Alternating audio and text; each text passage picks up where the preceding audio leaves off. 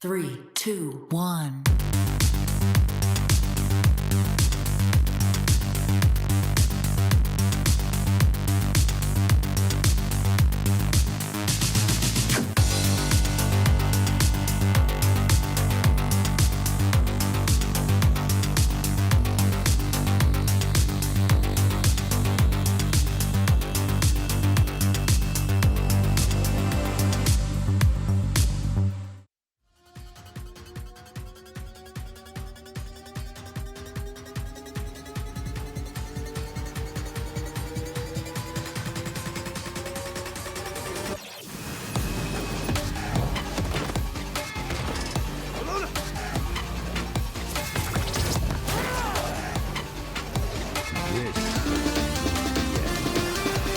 This is the beginning of the end for you. To the sky!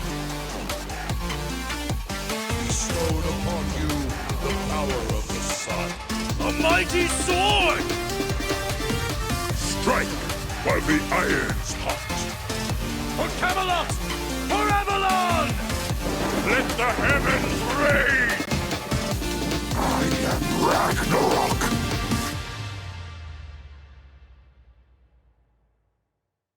Hey there, guys, gals, and non-binary pals, and welcome to the SPL seeding tournament here at the end of Phase 1. We've got the number 1 seed, the number 2 seed, the 3rd, and the 4th seed. 5th through 8th, get them out of here. Yeah, we only got the top 4, though, and they're going to be playing for, well, the seeding.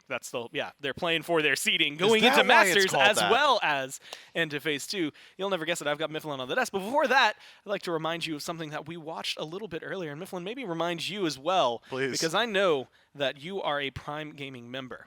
And I want you to know that you can make the most of your Prime membership with free games, extras, and more. So just make sure there's a little box up on that side of the screen, a little crown, I believe it is, that's going to have a lot of offers for you out there that you're going to be able to get it, as well as all of the other cool benefits that you get from having Prime Gaming, especially things like a free sub to your favorite streamers throughout the channel, whether you throw that here or to specifically to this channel. No, this one is your favorite channel. That's why you're here. You're right. And hanging out. And of course, if you're not a Prime member, or even if you are, the list goes on.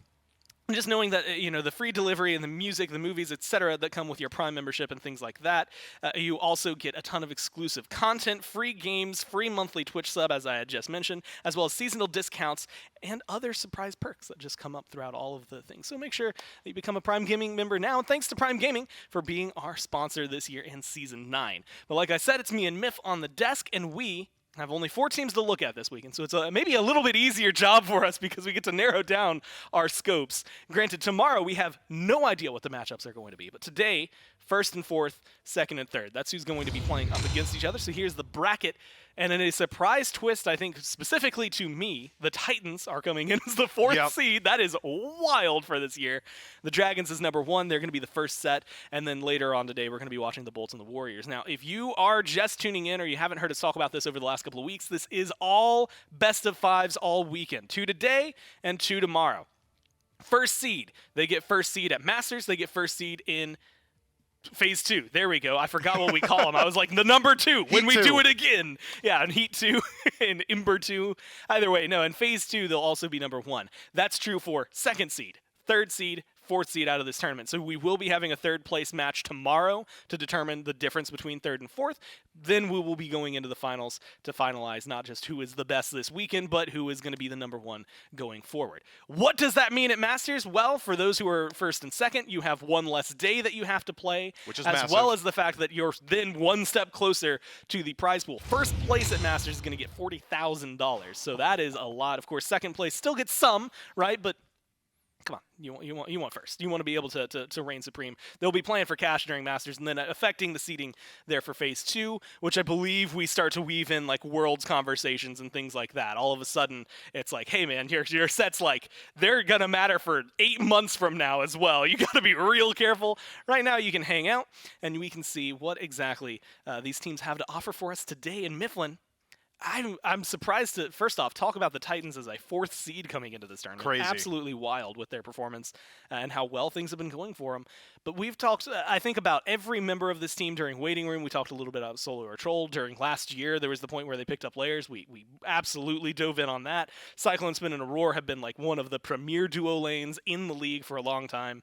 But we always come back to one conversation, and I think this one's very important because despite the fact that the Titans haven't had a change in mid, the Dragons had. And so we'll talk about Pagon with them, but his matchup is going to be up against Paul. And, you ask Paul, and I think I'm going to interview him in a second. Half the time, he's just gaming, and that's how he looks at this. But he's also really good at SMITE. Just blanket statement. Paul is an incredibly talented player. And speaking to Paul's mentality of, hey, I am just gaming. I'm just here to play. He rolled up 40 seconds before it was time to sit down in the booth and said, why are the Dragons here already? These guys are sweating bullets. And then he just cruises past me. So this guy clearly very casually approaching this tournament, but still, I think, possibly going to show us some of his best SMITE. But I think the conversation around Paul in the current phase is his performance has not lived up to the expectations that we have of him. Yeah. He's been struggling a little bit more so. I think a stat that you dropped was in 1 week he got more deaths than he did in the entirety of the last phase of last year or the entirety of the World Championship. And I think that's a conversation about the meta selections in mid. When Paul's playing things that he is very comfortable with, like the Zeus, like the Habois, picks that he has been like that one? dominant on throughout the last couple of years, we still have that Paul that is the guy who's just going to win you a game on his own. But when he decides to adapt to the meta and try and play a little bit more in line with other teams' style of picks, things like the Amuz and Cobb, that's when this squad starts to struggle a little bit more so. So I wonder if the Tartarus Titans have used the time since we've last seen them to continually develop those picks and see if maybe double hunter composition is exactly what they want to run with, or if they said, let's get back to what we do best. Let's get back to the Tartarus Titans at our base and play the things like the Hell, the things like the Zeus, the Scyllas of the world. Get Paul on his signatures. Things have been going well for him. You mentioned the Zeus, and I just tabbed over to see like what their top picks were. They've gone real hard on the Shiva. Not too spectacular, a little over 50%. Zeus has won almost every single game for them, though, so that has been phenomenal. Yeah, it was interesting to me, though, because we talk about this so much. Not a single god in their first picks that I would contribute over to Paul. Not a single. It's Yamoja, Shiva, Kabrakan, and though ESET's on that list, it's not going over to mid most of the time. And so it's an interesting thing to see, I think, out of the Titans and where they maybe put their priorities. But we actually have Paul, not just to talk about, but also standing by. What a treat. And Paul, it's always funny when I do get to talk to you because, and I mentioned this earlier, half the time you're just gaming. And is that how you're kind of approaching this weekend? Is like you're just coming in to play? Yeah, we're just gaming, man. Trying to have some fun. Pretty much it. You're going to be going up against the Dragons. You've already played them once this phase, but specifically like Pagon, I feel like has kind of leveled up. What are your thoughts about like the mid matchup, knowing that he can kind of play like he's played like 10 or plus different gods? Yeah, I think it's cool that somebody's playing something outside the box, like the Susano mid and like the Gilgamesh mid. I think that's like I like it when people like innovate instead of playing like the same gods. I think that's super cool. So I don't know. Like I said, it should be really fun. Yeah, expecting some interesting matchups, I guess, for yourself. And this is where things come in. It was kind of surprising, I think, to everybody, maybe even to you, that to see the Titans be 4th seed technically for this tournament. Do you guys feel like things have just been stumbling in Phase 1, or what's the difference between the end of last year and what's going on now? I think we were number 1 for some part of that split. Yeah. But I think it was like we lost 1 game to the Bolts, and then it was like, like we kind of like ruined it. It was super close. Like we like won like one more set, like that would have been there. So. Everything could have shuffled around. So you're not taking it to heart that it's like, oh well, we ended up 4th, but like it was like 1 game. Yeah. So that is going to make it, I think, even more interesting to see what you guys have to offer today and offer this weekend. So thanks for your time, man, and good luck in your games. Thank you. All right, now Mifflin. We get to talk about the fact that I think that that's the mentality the Titans are coming in with. They always feel very relaxed, I think, for the most part. Like they come in and they're just playing games, and it turns out they're just really good and they mesh really well together. And so, it doesn't seem like they're taking it much to heart that things didn't quite go, I think, as planned for them throughout Phase 1. And so who knows? Well, we're about to say maybe they get knocked out immediately and they end up losing Ooh, knock on at a wood. fourth place. Or maybe they end up becoming first seed and they just 3-0 here and then 3-0 the finals tomorrow. It really does feel like we could get either side of the story from them. But they're going to be going up against the Dragons, the team that's hovering behind you. And we had been talking a little bit about Pagon. I had asked Paul about it specifically. I think this entire team needs to be talked about, but specifically in mid, it just feels like they've got a lot of versatility now that has changed up the way that they can play, and it feels like it's the style they've always wanted. Yeah, and to speak to a bit of parity that you brought up about Paul's selections for the Titans, we don't generally see first picks for Paul. We don't generally see early picks for Pagon whatsoever. I've had the opportunity to sit down with a couple of other teams, a couple of coaches in the league, and they say, look, I don't know what it is about the Jade Dragons. They're playing really well, but it is clear how they decide to draft, how they address their drafting phase. And it's if Pagon is allowed to have last pick, if the Jade Dragons have last pick overall, they almost always save that selection for Pagon, and he will almost always, without fail, decide to go for a counter matchup. Pagon, like no other player in the league, has decided that he really values the 1v1 in mid. It's something that he brought up briefly during his interview with his brother. Hey, I'm looking for 1v1s. It wasn't just a familial thing. That is something he has been doing constantly so far this year, which can be a bit of a double-edged sword. Sure, Pagon, if he's allowed to have that counter pick, is such a talented player that he is going to likely win that lane and potentially snowball the rest of the map. But when you realize something as integral as draft order for the Jade Dragons, it makes it a little bit easier for these other teams to decide how they want to play around it, what it is they want to do with their own selections. Maybe there's some picks that can just play passively in the lane, and then Pagon is essentially holding out, falls behind in maybe tiers just to look for some of those counter selections. So I'm interested to see how the draft phase rounds out, where these picks are for both teams, because Paul in the past has been that guy as well. Yeah. It's fun to look at them because I was just to glance through it. We talked so much about like Pagon's God pool so far. Again, a lot of different gods have been played. It is wild to me because they are the next two lowest of these two that have the least amount of gods played throughout phase one. A lot of other teams had a little bit more variety, and it's not because of Pagon. Pagon's been doing the work to get it. It's because of Panda. It's because of Panda Cat. Ullr is their most played god. I think, and granted, it sometimes, as we saw in the highlights, does get tossed over to Pagon, and you'll get like a Medusa picked up for Panda Cat, and which is funny because the second most picked god on their team is also Medusa, so it really is. Panda Cat's just slamming two gods. Ullr, though. Maybe Jingwei once in a while. Yeah, I think a very fun conversation. Jingwei is definitely in the conversation, I think, these weeks. But Ullr has got an 83.3% win rate for the Dragons. That seems pretty good. Let me tell you about Medusa and Gilgamesh. They both have 5 games played for them. They got 5 wins, man. They've got a 100% win rate on those two gods, which is a little frightening to think of. Granted, there were only 4 losses total for the Dragons throughout this phase versus like the 6 game losses that the Titans took. So it's just a small shift, but a couple more 2-0s that the Dragons were able to find, a little more consistency.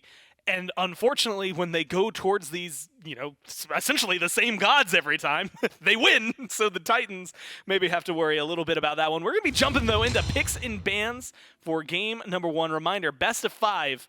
So we're going to be in this one for the long haul. Game 1, Titans will be first pick.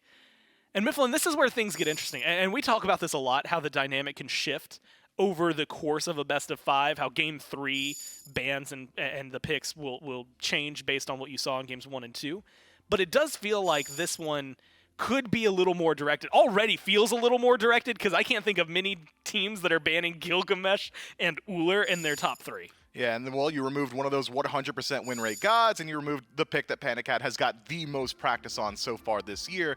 But when you dedicate this many bans to just targeted gods, you leave available a lot of high priority meta selections. Things like the emoji that have been so dominant recently, or even the E set are still available. Bastet's out there. There's a lot of high priority picks that are open to both teams, and the Jade Dragons in second slot will likely be able to pick up 2 very dominant selections. Yeah. It's a weird balance, right? Like, if you're the Titans, you're happy because we just got Umoja. Like, that's awesome. We got in a fantastic pick. But because the bans get a little more targeted, not just the Ullr and the Gilgamesh, the other side, Khepri, he's been a little bit more on the rise as of lately, so he feels like something that's maybe standard across teams and across the league.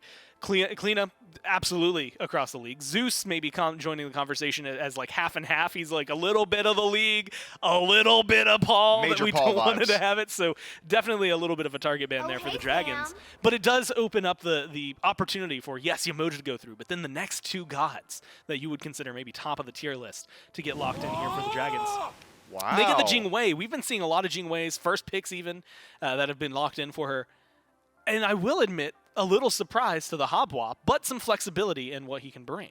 Yeah, can go into the Let us jungle, can go into rejoice mid. in a Because the new Jade Dragons beginning. historically have waited until after second phase to select for Pagon, I think it is likely slated for the jungle as of right now, but as new information comes in, the Jade Dragons can decide to shift that towards mid.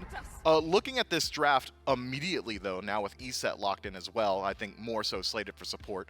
We're not going to see any Sino jungle shenanigans with this. My eyes for the Jade Dragons immediately float towards a Wheelish as a selection. You've got consistent knockups from Habwa and Jing Wei. The Riptides from Yamoja pretty easily countered as well. So I think maybe there is some flex potential there in the jungle. But you Maybe know not what? anymore. Yeah, maybe not at all. Thoth locked in so early. This is completely counter to what we're used to seeing from the Jade Dragons. Generally, they love to hide that mid selection. Now, they've completely shown their hands. Habwa headed for the jungle, Jing Wei in the hunter role, and then Thoth holding it down in mid. That said, though, with Pagon taking Thoth for himself, it's not as if he is playing a very counterable pick. Sure, you can dive Thoth early.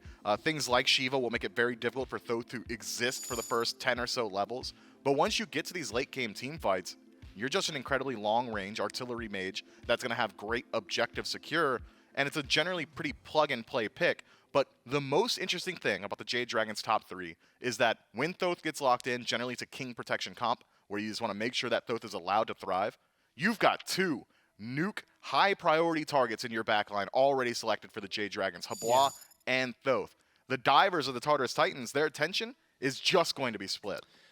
Well, I'm curious to see what the hunter pickup for the Titans are going to end up being here. You know, Charybdis alongside Jing Wei after being allowed back in, after being competitively banned for a few weeks, kind of jumped up in priority. A lot of teams were picking her last week. Mifflin, 30% win rate in week 4, so not a solid pick, despite how much that she ended up getting locked in. Chernobog, something that we've seen the Titans go to time and time again. The downside is that, and this is actually something I think I agree with here for the Dragons, banning out Cyclone Spin feels real hard sometimes, and it is just having to deal with, well, again, I think God Ocean is maybe the best descriptor for Cyclone Spin. Most competitive gods played of any player in the league. So, Throughout his career. Granted, yeah, it is because he has played 2 roles competitively, and one of those was super flexible at the time, so Solo you lane. could play whatever you wanted. ESET was locked in alongside this Emoja. The Nox gets banned by the Titans. This has been in the conversation a lot. Not only have we seen the Dragons run, I'm going to call it a 5 DPS comp, even though that's maybe not the most accurate term, but they've gone very squishy in terms of trying to get as damaging as possible, and then building some of them tanky. Nox has been in that conversation not only as, hey, you can pick her up and she works really well as like a guardian, quote-unquote, a support.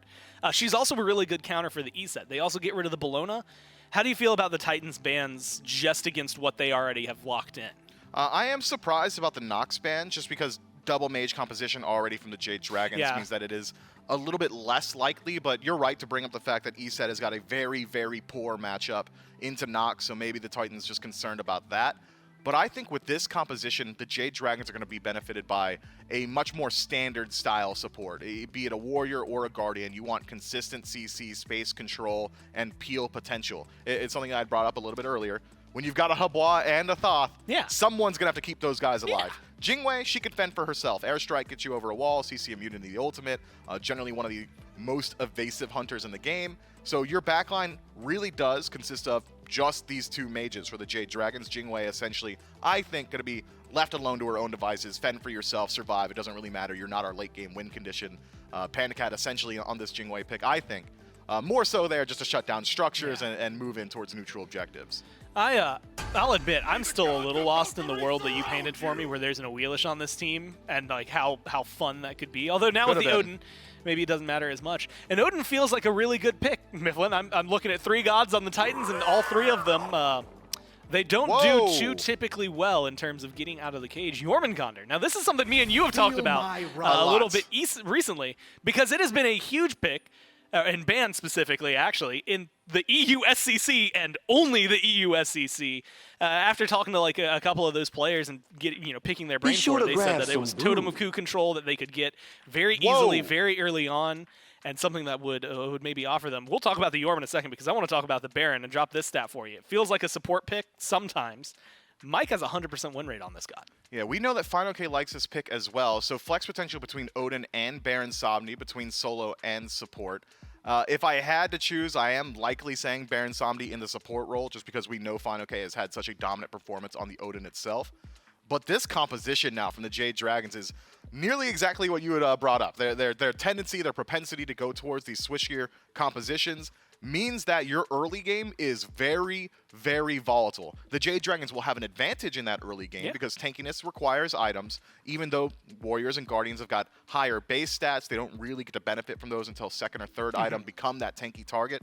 Baron Somni, though, base stats, leaning mage, you're going to deal a lot of damage in the early, pretty strong lockdown. And the combo between Baron and Jingwei in lane is just vicious. The ability to throw out that root, immediately have it followed up by the knockup, undr'able CC, and a ton of damage and healing on the tail end of it. It's going to operate similarly to how ESET support would work, in that Dispel Magic is a CC tool that gives you an HP shield, essentially allowing you to continue fighting and using your own HP as a resource in the team fight instead of something you need to protect for the laning phase. Well, Baron Somni does the same thing, but it's not an HP shield. He's just straight up healing you. And what's interesting to me is I remember talking to Mike about this not too long ago, because when they found out that I could like look up like player then god like numbers, I think him and Aurora had a lot of fun. They're like, okay, what about this? What about this? Aurora like sat in there for like 30 minutes. I remember. And we just went through picks over the years, and it was like, oh, what about like Sino in season 5 on this god? And I On was like, Naja, where he's okay, undefeated? yeah, let's go. Yeah. But it has been 10 games, 10 wins for Mike, 8 games for Final K. 37.5% win rate, so maybe not as good get that to Mike. out of the solo lane. Feels like it, but Mike, the last time we talked to him about it, he did seem very, very dependent on not letting that win rate tank. He wants to keep it at 100%. And so is this a game, I mean, with Jormungandr kind of throwing us for a loop, a Rom on the other side that we don't get to see too often, is the Baron like the pick? Can he maintain that here? I think so. Baron's got decent matchup into the ROM. Jormungandr, again, just a very evasive pick. In the EU SEC, they essentially said, hey, we like Jorm because it gets us totem control without fighting. It's not that he was really all that disruptive. We'll see whether or not, I guess, he could be as disruptive as we want. Titans, Dragons, game number 1 and a best of 5 to kick off the seeding tournament. It's J-Mac and Trelly. The Dragons continue to keep things interesting in this draft. We'll get to see exactly where those two picks are going to go as we hop into game number 1 between the Titans and the Dragons. It's J-Mac. And it's Trelly, and we got the Jormungandr out here for SOT, and it will be Baron support over here for PBM. And you gotta give it to him. He's got a 100% win rate on the god. Why stop there? I mean, clearly on the opposite side for Final K, it's not working out as well, Trelly. But look at his start. That's not a Gauntlet of Thieves. That's not a Heartward Amulet. That's a tier 1 cloak. Could be a few different things, but what if he goes like High to the Urchin or something? I don't know. That's the only thing I could think of really wanting to start besides like Magi's Blessing. We'll have to see what PBM opts to go for in that first item, but they have an interesting draft here nonetheless. Triple Mage, so a lot of damage potential, but also a lot of squishy potential. The idea that Shiva already very strong early game, well, should be have like free reign right now in the jungle. Layers has work cut out for him, just be able to blink in pretty much freely, but Odin is going to provide a little bit of that extra support here, so Sam for Soccer will sit at that tower line, not stepping up just yet. We'll see the wave pressure goes over to Layers and SOT. A Gilded Arrow start on this solo Jormungandr, and this is an item that we've been seeing occasionally pop up. I think the last time that we really saw him in SPL was Final K playing him with a very similar start to enhance up some of those basic attacks, get a little bit of that extra damage out there. So it should be a fun matchup nonetheless. I'm also curious where PBM will go with that tier 1 cloak here.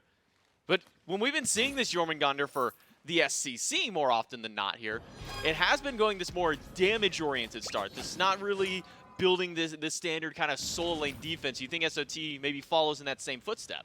Given the build right now, his Layers is surrounded by 3, but blinks in, has no fear right now because of the double mage comp. He's going to get a little bit of damage, but he has no follow-up just yet. HP on Sam. SOT's here, throws the spit, and it's first blood. Over to the Tartarus Titans and Pagon. Being accosted right after. Layers picks up that kill, and still continuing the 2v1. Fine, okay. We just got to get knocked up one more. Auto Layers finds the double kill. The Titans start with 3 kills in game number 1, less than 2 minutes in. Yeah, this is sort of where the double mage mid-jungle isn't going to have the best option right now. I see you laughing at the honking that SOT is doing on the Goose. The special is pretty solid, but double mage it has a fair bit of damage, but it's not going to compare to a Shiva right now. Shiva's like, in my mind, equivalent to Thanatos in the early game. That level of early with less skill. You don't have to hit a death scythe. Your abilities are very easy to land right now. A 2-0 Shiva can wreak havoc on the map right now. Paul wasn't even there. Paul didn't even have to go. That was just a 2v3 essentially. Fine, okay, making the rotation and trying to help out, but a little too late now. You're looking at a very fed Goose and Shiva as well. Gonna look at this blue buff. Oh no, Sam's rotating over. SOT won't be able to find the knockup right after, but he's just breathing on Sam with every little breath, dealing a little bit more damage up against Sam for Soccer here. SOT will have a field day in this solo lane for the small lead that he and Layers have been able to amass themselves already early on. Sure, it shows that 4-4, but that first blood going to SOT means he'll be able to get his item on just a little bit faster than Fine OK will. And a 1,500 gold swing very early in this game has got to be a good start here for the Titans. Yeah, seems like it. I have to imagine PBM could go literally any item with that cloak except for Mantle of Discord right now, and I could make an argument for it. So I'm still curious. They have a little bit of lane pressure right now. Baron is going to give you a bit more lockdown in that lane, not too much CC to deal with. You're against Orama, so a lot of clear and poke, but the CC not going to be that biggest issue. The Yemoja, though, that could be a little bit more pressing, so one to keep your eye out on that dual lane. Once they rotate out, again, we'll have to see where they go. But PBM opted to go for the Shell, probably upgrading into that Phantom Shell in the later stages of the game, wanting to counter that River's Rebuke. Aurora, always pretty solid on that ultimate, wanting to lock down the majority of your team. That's kind of annoying. Well, talking about that Shell and talking about Phantom Shell as a whole for River's Rebuke, I'm looking over at Final K on an Odin. Sure, it's going to be a while before Final K gets to some of these actual big team fights that are going to happen across the map. But I'm looking at 5 players on the Titans who only one of them can get out, that being SOT, having to use an ultimate to get out of the cage entirely. Cyclone can delay how long the cage will actually affect him by going up into the sky. But nobody's going to be able to get out of there. I mean, how are the Titans going to be able to really deal with that, especially because Aurora hasn't gone for a Shell just yet? I mean, the idea is that Final K is not going to rotate in until level 12, hopefully. And at that point, you can easily get 1 or 2 Phantom Shells. We've seen a lot the mid laner or the ADC. If they don't fear too much burst, pick up that Shell. But now that I look at the Jade Dragons draft, I'm seeing a Final Judgment. I'm seeing a Crushing Wave. Heck, even Life of the Party's got a fair bit of burst. So maybe Aegis is probably the better option. One of them, Paul or Cyclone, is going to have to take the hit. Like, hey, if we want 2 Phantom Shells, one of us is going to have to go for it.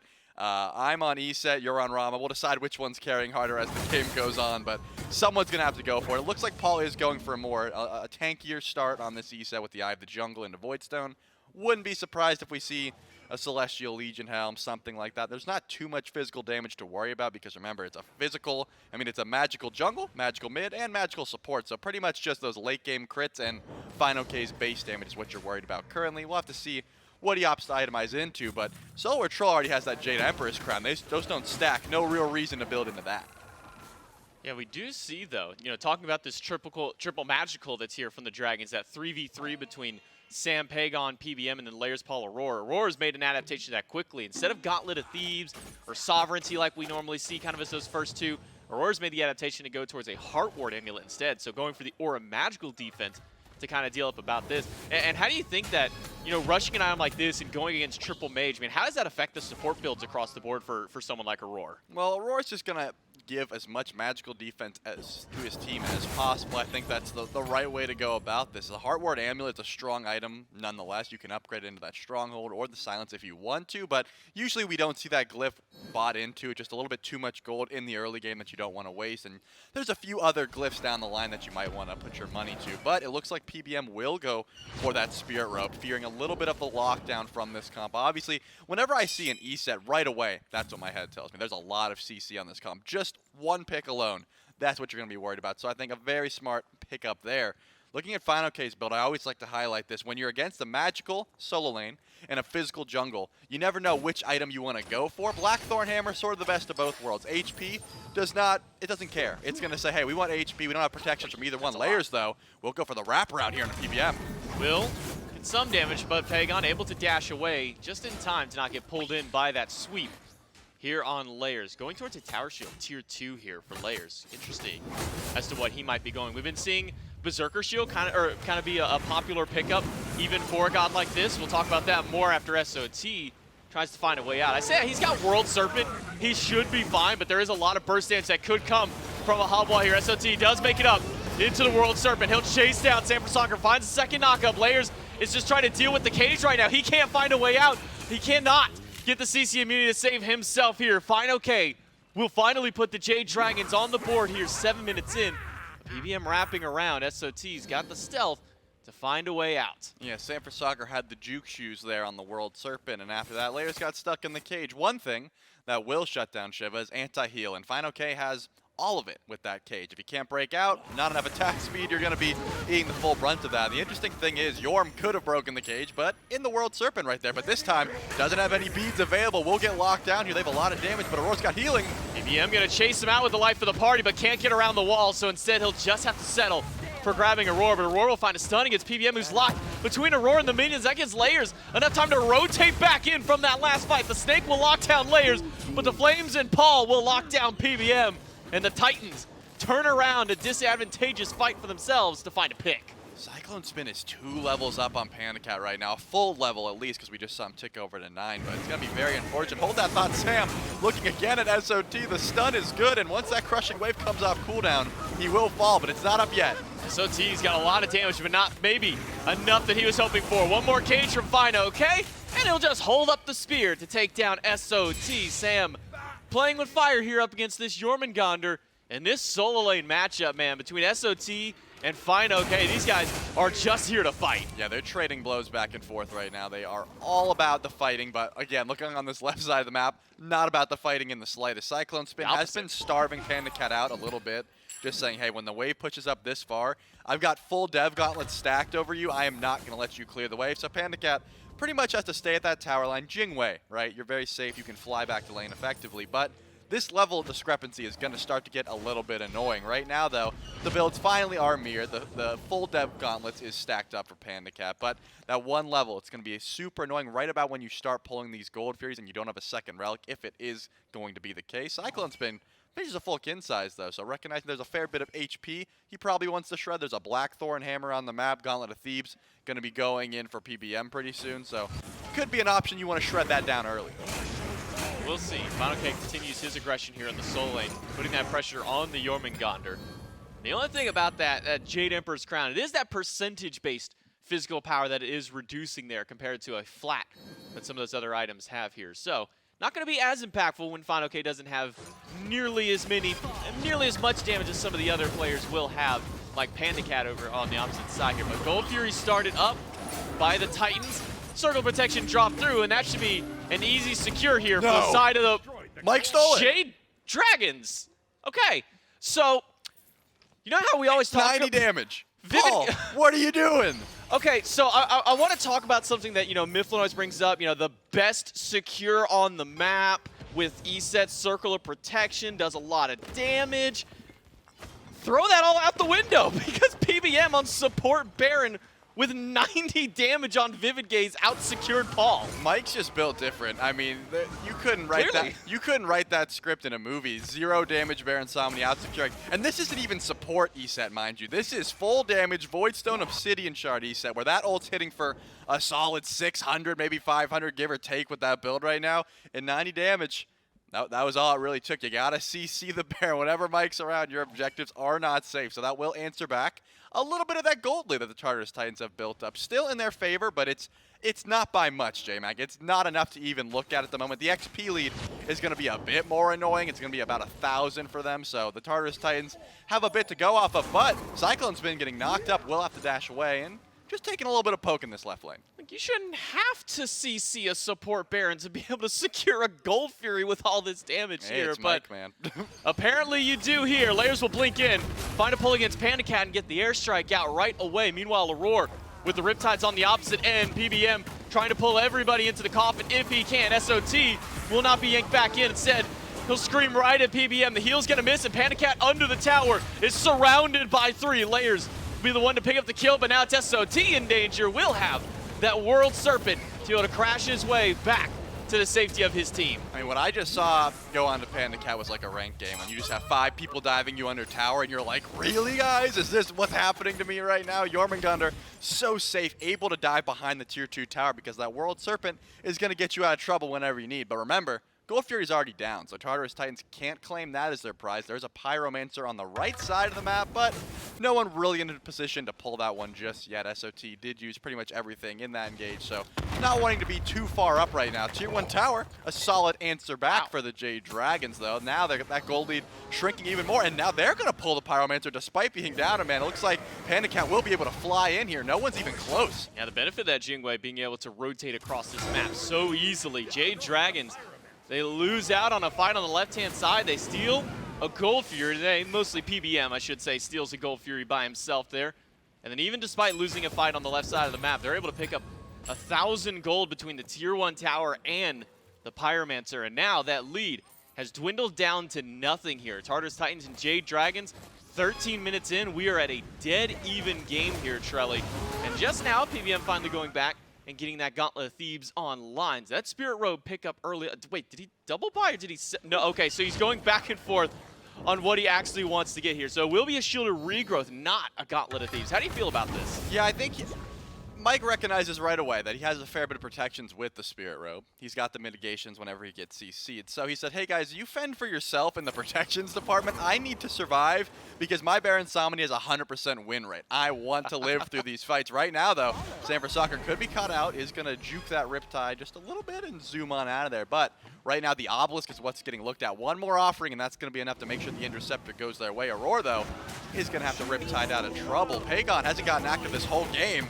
Will not send the ult down. Aurora gonna get pulled back into the coffin. No, Final Judgment does hit Aurora, but they need to invest a lot to kill this Yamojima. Finally, Aurora goes down, but Layers is taking down Sam. He has Dance on him, Cyclone Spin though. Will find the snipe to take them out, but Layers is now low. Final K walking in, will not be pulled in by the sweep. Instead, will throw the spear at Layers and find a kill for himself. And SOT, in the middle of all, needs to get that World Serpent off to find a way out. I cannot believe he got the ult off. It was very close. Cyclone Spin, though, might still be in some danger, but not going to be able to find that stun. Fine, okay, actually he will, but no one is following up on it, so not going to be too much damage to worry about there. Man, the Solo Troll's ult is so menacing when it's coming towards us. You just see this large goose trying to escape danger. Fine, okay. Is in no fear right now, has the Glad Shield, the Blackthorn Hammer, just sort of face tanking all this damage. They're going to get another Tier 1 tower, so despite a small kill deficit right now, the Jade Dragons have pretty much answered back. The gold lead is going to go into their favor with that tower dropping now, so they've got a solid little build that they've built up for themselves. Right now, I just want to look at Panda Cat's build. That's what, right now, the biggest damage I'm thinking is going to be coming through because you have triple magical already. No one's really worried about the full burst of Final K except for the squishies, but the tanks, Chinsize and Wind Demon right now for this Jingwei. Panda Cat only level 14, but the more these items come online, the more you're going to start hurting. Of course, Cyclone Spin's been ahead all game, so obviously been expecting him to do that damage, but Jingwei is going to come online real hard in about 3 levels or so. Now, if you're looking over here at SOT, since he's going to probably be the primary one up in this backline, up against Panda Cat, do you think that now that Panda is investing towards this crit, that would be an idea for SOT to maybe start going towards a spectral armor of his own, trying to answer back to some of that crit by getting some of that negation here? Yeah, we've seen a bit of the Nemean line, the Witchblade combo on these tanky Guardians. Not too much spectral, but against Jingwei, I can't imagine it's a bad thing. Hold that thought, though. Aurora could be caught out here. Let's have to Riptide away, but no one's catching a double Riptide Yamojima. They just don't have that lockdown unless Final K's there, which right now, 20 seconds off the blink, is not going to find that just yet. They are looking to pull this Gold Fury, but also people are backing. They're not too worried about this one. The ultimate intimidation, just hold that spear, wait for somebody to walk around the corner. Jade Dragons, they pulled the Fury, and then they pulled it right back away, leashed it there. And now we'll completely, well, maybe not entirely disperse, but at least start to kind of spread themselves back to getting some of the farm inside the lanes. That left side tier 1 and the mid tier 1 are down on the side of the Titans. So if a fight goes south, they're going to have to go even further to try and find a way out, to try and find some form of safety here. It will be the Fury picked back up one more time by the Dragons. Light for the party here. Out of the Baron. Will pull Aurora right through the waves. Panda Cat has to use the airstrike to find a way out. Snipes from Cyclone Spin. Not quite enough damage. Riptide, though, by Aurora will hold 2 in place, and that locks them out long enough for Paul to find the snipe onto Pagon. That was a beautiful double Riptide by Aurora, and now the Oni Fury will be pulled in. There's no way Circle of Protection gets out-confirmed this time. They won't even drop because they don't have to. They're already SOT doing a great job zoning, so solid answer back for the Tartarus Titans. Aurora doing exactly what he needed to do to set up that CC. Right now, the mages, besides PBM, vastly ineffective right now on the right side of the map. The Jade Dragons, unfortunately, are not able to find these massive Hebo ults. Pagon isn't doing enough damage just yet. It looks like Sanford Soccer's going into a cloak. He is trying to survive as much as possible because, sure, you want to one-shot everyone, but if you're dying before you can even get to the backline to one-shot, your Hebo's not being effective. So probably smart itemization there. They're going to have to survive a little bit longer if they want this composition to come online. The Tartarus Titans, though, pretty happy to try and pull this Pyromancer right off spawn. They already have the vision, and Panda Cat's on the left side of the map. And not just that, the Titans also have a relic advantage here. Aurora just now drops down his Bracer, but that's only 2 of their relics on cooldown for the side of the Titans. Meanwhile, you look at the Dragons, they still have 7 relics that are the soonest ones coming up are PVMs with that Ankh and with that Phantom Shell coming back. So the Dragons are just at a massive relic disadvantage here. I wouldn't be surprised if the Titans maybe pull something beyond just this Pyromancer. That will start it up at least. Get it down to about half HP. The Dragons are waiting around. Circle protection by Paul, though. Dropped out. The Pyromancer leaves. This one might not be enough damage to out-secure. Jade Dragons will once again walk up and steal a Pyromancer. Final Judgment does a lot. The cage is holding in 3. Aurora is bouncing on his own Riptide. But Layers has got a lot of healing in that ultimate to keep his team alive.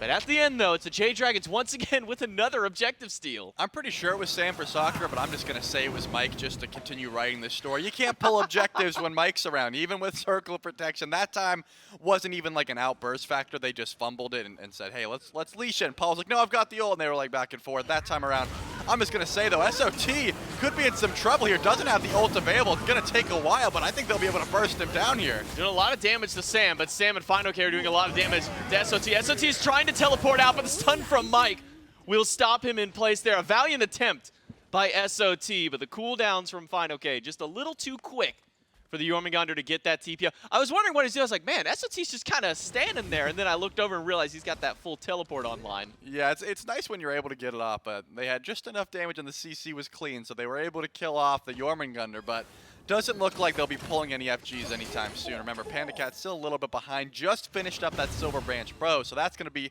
a pretty large power spike. A good amount of % penetration is going to go a long way, and it looks like Panda Cat will make the rotation over to this FG. Remember, Final Judgment is available. Crushing Wave is not, but you still have a second tool to confirm if you are trying to go for these objectives. Circle Protection, always going to be a bit of a threat, but 4v5, they could have possibly went for that, but SOT still has that teleport available. Remember, if it doesn't get channeled, the cooldown doesn't go, so he could get back to the fight very quickly. They are going to opt to go for some farm, just get their buffs up, and no Fire Giant pull this time around.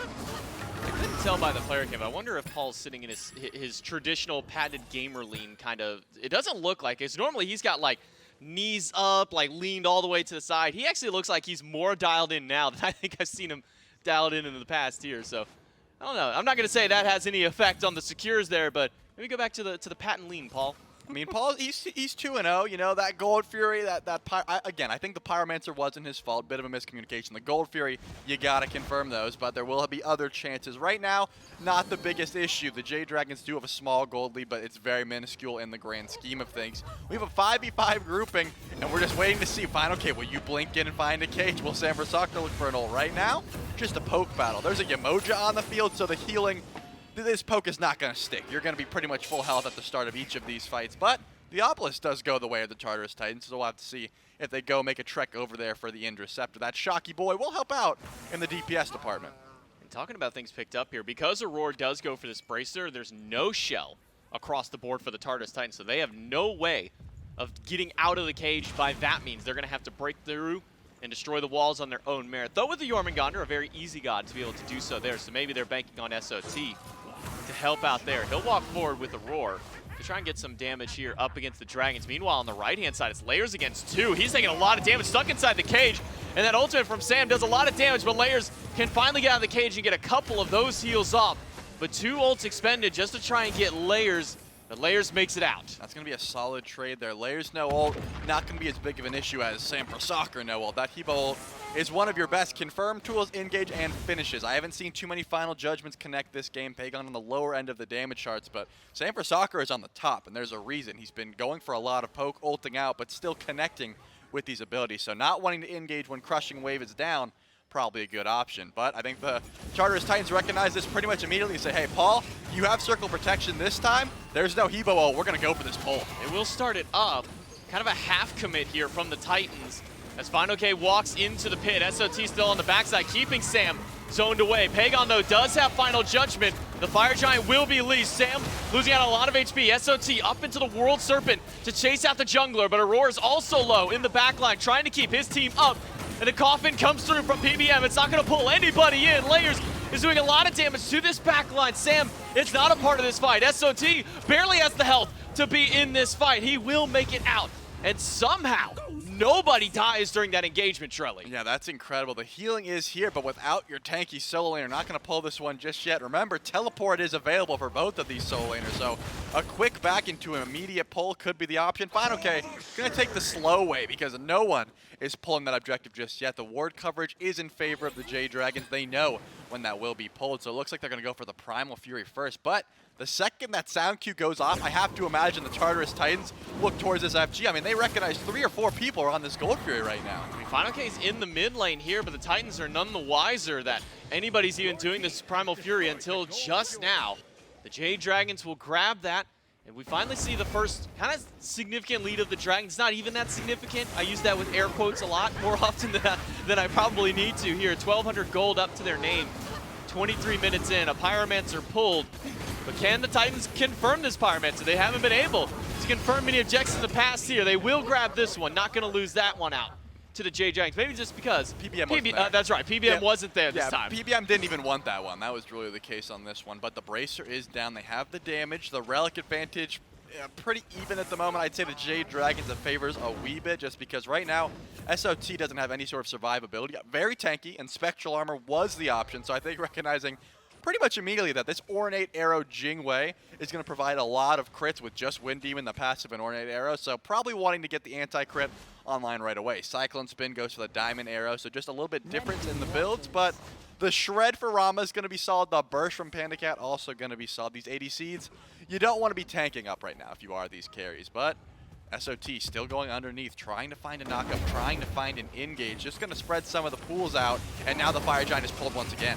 Here by the Titans, all 5 of the Dragons are in the area. We saw this dance last time around, and it ended with nobody going down. The Titans not willing to hold on to the objective. They'll retreat and get back towards each other so that way they can get some heals. Aurora on this Zumoja should at least get most of SOT's health bar back. But SOT will still stand at that front line, waiting for the moment to pull the trigger. I'm still waiting to see these level 20 power spikes for everyone that's not an ADC. Once we see Sam for Soccer get that Protector of the Jungle, a massive buff. On the flip side, Layers could go for either, but Fire Giant once again is getting pulled. Remember, there's a lot of sustain. The healing is going to be a factor here, but it looks like SOT still trying the front line. And once Final K walks up, the carries disperse. The Tartarus Titans are trying to bait in for a fight, but what fight do they want to take? I think they want the Jade Dragons to overcommit to something. Now, though, we'll go back to the farm game. Layers hits level 20. Sam for Soccer also level 20. See how much gold they have. Then we can see if they do go for those upgrades, and it looks like Protector of the Jungle will be the play. That's a massive power spike for Layers because look where they're fighting. It's in the jungle, J-Mac. It is, again, by the Fire Giant pit. Aurora and SOT still at the forefront of the fight. Aurora does get knocked up, loses down to about 30% health. He doesn't have a way out of this cage. Instead, it will be his coffin. Meanwhile, PBM doesn't pull anybody in there. Paul using the beads to keep himself out. But the Jade Dragons have found their first pick of the fight and now have the power play. Yeah, Cyclone's been doing a lot of damage to Final K, though. Despite being down a man, they are not going to rush into this Rama just yet. They're going to back up. They have some time, 29 seconds on that respawn.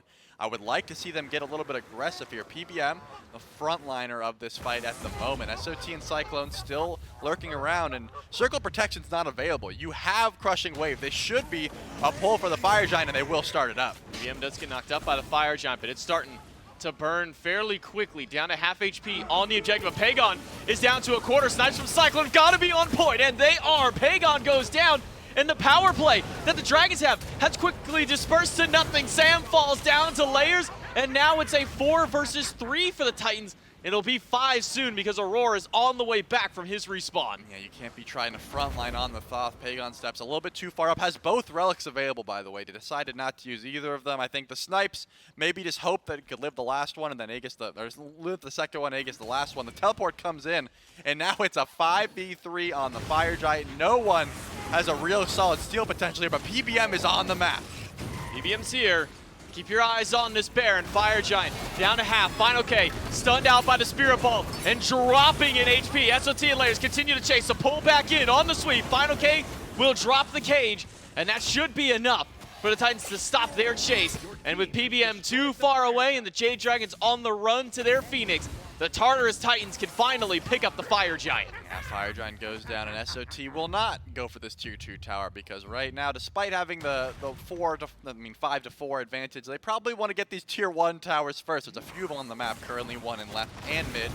So now it's time for the Tartarus Titans to build up this gold lead here. Right now, there's a few towers still on the map, and if you get them all, that gold lead's going to climb. They're not looking for the gold, they're looking at PBM. PBM does get knocked up. The heal doesn't find any value there, but it's enough for him to create some distance. SOT dropping low, but so is the tier 2 tower. Tartarus Titans pick up the tier 2 in mid, and still a few towers left standing on the map, both in left and only one remaining on that right side of the map. The Titans will quickly regroup within the jungle, and they can start to make their push in this left lane. Jade Dragons, though, grouped as 5. They haven't backed since FG. They haven't spent that gold just yet. So if they stay grouped, have a team fight, wouldn't be the worst option. But it looks like they're trying to answer back this tier 2 tower.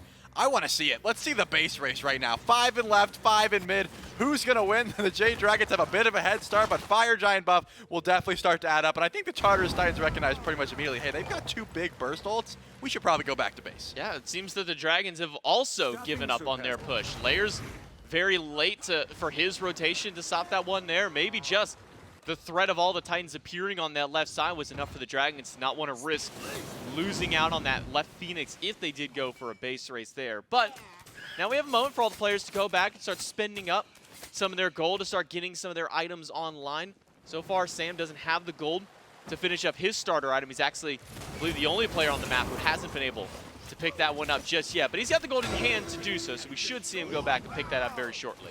Yeah, right now the Evo has not been able to find too much of those one-shot potentials. A lot of sustained damage over time and a lot of player damage just in general. But the water spout into Crushing Wave one-shot onto the carries, we have not seen that connect pretty much at all. It's just hard for Sanford Soccer to get to the backline because Aurora and SOT have been playing pretty flawlessly the zone game as well as just the annoyance game. Paul as well has so much lockdown and has built a pretty tanky build for the C-set. But now the Tartarus Titan Cyclone spin dashes in. Cyclone goes up into the sky right away for some very early snipes, and he's hitting pretty hard up against Panda Cat, but misses the first and third. SOT in the backline, the Coffin pulls in Aurora. Circle protection will keep him alive. The Phoenix is getting chunked away by Cyclone, but the Titans are taking a lot of damage in response. Cage gets broken, so Layers has a way out. SOT still falling low, and Layers goes down. Panda Cat finds the first kill. That's the call for Final K to jump back in, but he gets slammed with a Spirit Ball, and the Crushing Wave is off the mark by Sam. Cyclone spin is just an absolute turret right now. You can't step up to him. Pagon, the dash is going to miss, and now they're just going to walk away. The Tartarus Titans do not end up getting that Phoenix, and the Jade Dragons actually answer back. I don't hate the play from Cyclone. It's been trying to poke down Sam for Soccer immediately before the fight starts. There's no Aegis available. All that damage would have stuck, but only hits one snipe, has to switch over to Panda Cat, and now you've dashed in. So Aurora and Layers have to go in so the life of the party doesn't pull Cyclone, and now you lose Layers. That cage was perfect by Final K. The answer back was solid. And you've got a 1 HP Phoenix, but that doesn't mean fire minions are going to spawn. Enhanced Fire Giant now probably going to be on the cards. You only have the buff for about 30 more seconds or so. It's not going to be Protector of the Jungle, though, by Sam. It's going to be that Seer instead. So opting for just a little bit more raw damage out here from this Habois. 95 magical power, some decent physical protection too, and I mean, look what he's squaring up against. I mean, Layers has been in that backline the entire time. Maybe that's why we're seeing Sam go for this item.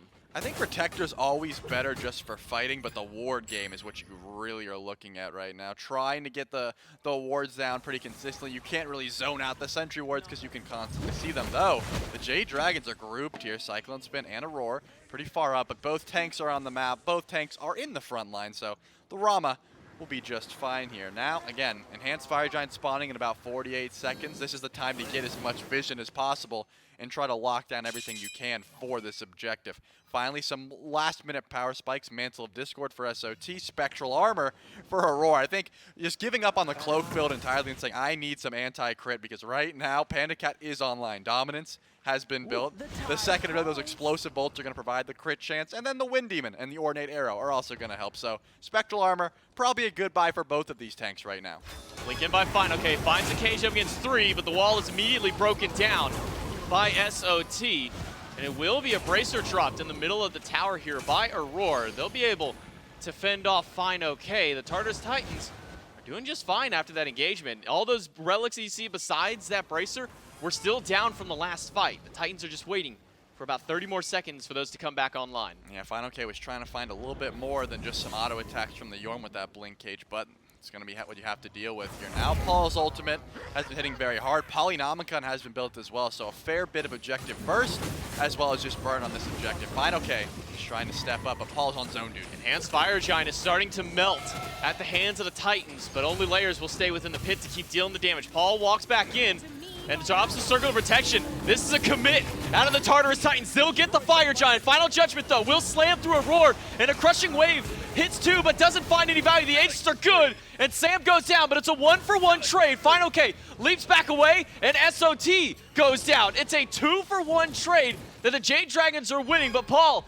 with that Spirit Ball, should be able to zone some of the Dragons back. But look at the charge forward from PBM. He is out for blood, but Layers goes back into the backline to disrupt everything, and that should be the stop. That was a really solid blink in by Layers. I'm pretty sure Paul could have got caught out there. They have a lot of damage in their own right, but the Tartarus Titans don't want to take a 4v3 even with that Enhanced Fire Giant. It looks like Paul is just going to slam up Main Street with the Polynomicon, try to go for a Phoenix answer back wall.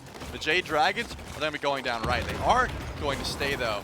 They're just going to back up pretty much immediately. I think they realize Paul has a lot of objective damage, a lot of Phoenix burn with that Polynomicon, so having to back away. Right now that the Tartarus Titans didn't lose too much, they can still form a push in about 15 seconds when SOT and Aurora are up. They have Enhanced Fire Giant on 3, and it's on the carries. That's pretty much all you need right now. This is a build coming out of Paul. I don't know what to say much on the build. Poly is such a weird item to see on literally anybody except like the Morrigan at this point, so it kind of caught me off guard seeing it here. Also an Ethereal Staff, picked up similarly by Pagon on the opposite side here, but Paul's got a very interesting build here between the Void Stone and the Ob Shard. It's a lot of HP into his build and a lot of HP shred as well. Yeah, the Poly on E set is pretty solid. Just the spell magic into a Poly shot is pretty much confirmed. It's sort of like the Cuckoo slow. As long as you have it, it's pretty easy to confirm that damage. And it's some burst that no one expects, especially when you're saying, hey, I want to Aegis the big Spirit Ball. I want to Aegis this Circle of Protection. Polynomicon hits for 531 right now onto that objective, so it's going to be a solid amount of burst you don't want to deal with. So as long as Paul is hitting it effectively, going to get the use out of that item. But it looks like they are going to formulate a push with this Enhanced Fire Giant. None of the tanks have it, but Layers, Cyclone Spin, and Paul, all of that objective damage that they need. 35 minutes into this game, and finally this left Phoenix has already healed up. Remember, it was one shot about 10 minutes ago. Right now, sitting at full HP. It will be a continued push now from the Titans. All 5 grouped up. Layers bouncing into the jungle. Maybe we'll see him split over towards mid. Maybe we'll see a full 5v5. But last time this happened, the Titans were on the worst end of the trade out. We saw Cyclone Spin dash in aggressively, use that ult just to try and initiate the fight, but didn't find much value. The Titans are taking the slow burn here in left, forces Sam to rotate over to mid to deal with Layers, but PBM has already used the life of the party. That coffin is down. Cyclone finds 2, all 3 snipes on a Pagon. That's a half HP on the Thoth before the fight has even started. Yeah, Oni minions are pushing in, and Final K is going to blink in as well. Looks like the Tartarus Titans will not get that Phoenix and have to back off. SOT falling low, has that World Serpent though, does manage to make it out, but he's going to use the other hits to go back in. Pagon is charging up that Final Judgment, but doesn't find anybody with it. Layers finds some good damage into the backline, but Pagon is still alive. Can't say the same for the Phoenix, but the crushing wave out of Sam deals a lot of damage, but he eats a lot right back in response. Good heals from Layers will keep him and the rest of the team alive, but Paul gets caught out. Big crit coming out of Panda Cat. Sam for Soccer is very weak, and they still have a fair bit of damage. Final K's ult is not going to be up for a bit as well. This is pretty much just, can they chase through Riptides right now? Doesn't seem like it. No one has the ability to catch up to the Tartarus Titans, so they're just going to run all the way to this tier 2 tower. He's got that spear right. The instant that Final K gets in range of someone, you better believe he's throwing that spear, but he will not find anybody right now. Instead, the Jade Dragons pushing up towards the mid lane, a 5-man grouping. But Pagon and Sam are both very low. They are waiting for one person to make a mistake and walk forward, but now they will retreat as soon as they see it's SOT rounding around that corner. Yeah, I was going to say, they don't have the HP to go for the end here, and that's the only reason they would really try to go for that Phoenix. They have about 15 seconds left on Paul, and Enhanced Fire Giant's 50 seconds away, so no real opportunity to pull that either. The Jade Dragons will have to take the L of losing that Phoenix, the first one down in about 35 minutes, and now go back and finish some items, I suppose. Looks like an Elixir of Power will be purchased from Panda Cat, so a lot more damage coming out of the ADC of the Jade Dragons, but another Enhanced Fire Giant dance seems to be on the cards right now. There's no option except for that. I mean, you can't rush in right now. Final K will be able to just push out that wave, clear it as quickly as possible, and teleport in whenever the fight starts. But if you are the Tartarus Titans, you have those fire minions to say, hey, we can take a 5v4 right now. We could bait out that teleport from Final K and then start the push. There's a few different options on the table here, as Paul also will get a 3K Elixir. We do see Panda Cat holding on to his right now. And maybe the difference in that build, the dominance versus this Envenom Deathbringer, that's, what, nearly 1,000 gold difference between them. So maybe Cyclone doesn't quite have the gold to spend up on that one for his own just yet. Paul's still holding on to his Elixir. Both of these carries on either team, making sure to wait until the fight breaks out before they pop that one. Don't want to waste it. Yes, you do have a long time that stays active. You don't want to just frivolously throw it out there. Fire Giant finally started up by the Tartarus Titans. Layers has the fire on top of it. And that health bar is melting. Nobody from the Dragons can respond. PBM is too late to try and seal it. He'll go up into the life of the party, pulling a roar, but SLT just gets crit down by a Panda Cat. That's Spectral. Not enough to save his health bar here. Now Layers is just being ran at by all the Dragons. Final K won't be able to find a stun on Layers. Instead, he'll find Cyclone Spin. Crushing wave out of Sam for Soccer is enough to help Panda Cat shut down Layers. That's 2 for the carry out of Jade Dragons, and Aurora is buying as much time as he can and keeping the Dragons busy. Once again, Enhanced Fire Giant goes the way of the Titans, but the team fight goes the way of the Dragons. Sam for Soccer finishes off Aurora, and Paul has to use the Aegis early. One more auto from Panda Cat will do it, but he's out. The beads, not enough. Panda Cat finds another crit. That's 3 for the carry of the Dragons in the midst of this team fight, and it's now 5 versus 1. Cyclone Spin against everybody on the Dragons to hold back this push. Cyclone will find some good snipes, but he's going to need a lot of crits. He's going to need a lot of damage to shut down the Dragons, and he does not have enough. Pagon will shut him down with the final judgment, and the Jade Dragons will swing this game to their start and take game number 1. I mean, it's just, you use so much to try and confirm that Enhanced Fire Giant, that win condition, so to speak. Once you get that buff, you should be able to win the game, but when you use it all onto the Enhanced Fire Giant, the fight after the fact, they had to chase down the Jade Dragons. It was a really solid play by SOT as well. He canceled the teleport from Final K. Final K was late to that fight. Enhanced Fire Giant goes down, but you don't have any beads on the Jormungandr, can't go up into the World Serpent, and the team fights whoever's peters out after that. I mean, it felt like SOT was just getting picked in every single one of those big team fights. He'd go in with this World Serpent or hold on to that World Serpent maybe a little bit too long on that one. Jade Dragons turn around game number 1 to start their set out hot. Can they keep that going? We'll find out in game 2 right after.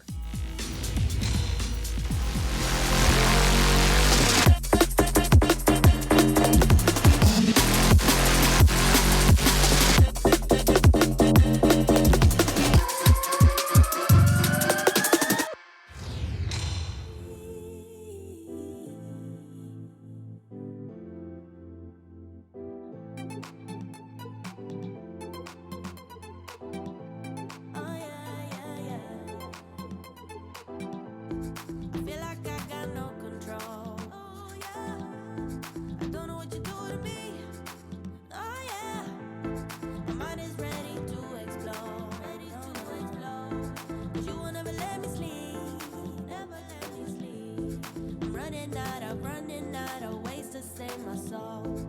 So maybe I should give in to you, boy. Oh, what am I supposed to do? Ignore my heart and cut you out. What am I supposed to do? You're in too deep. What am I supposed to do? I've asked myself 1,000 times. What am I supposed to do? You're in too deep.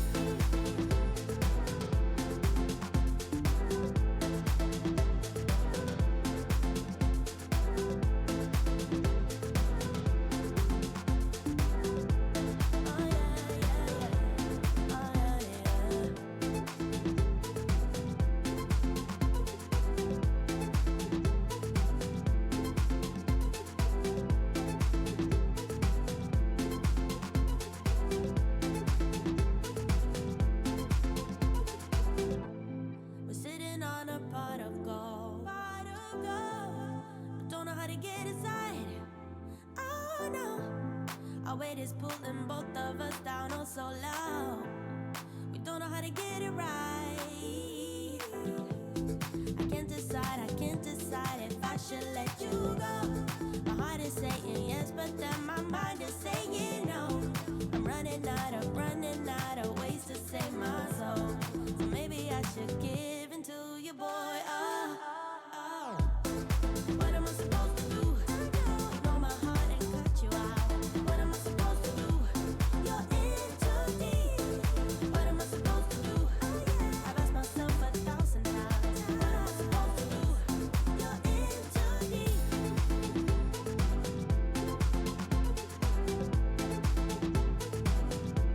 Oh, yeah.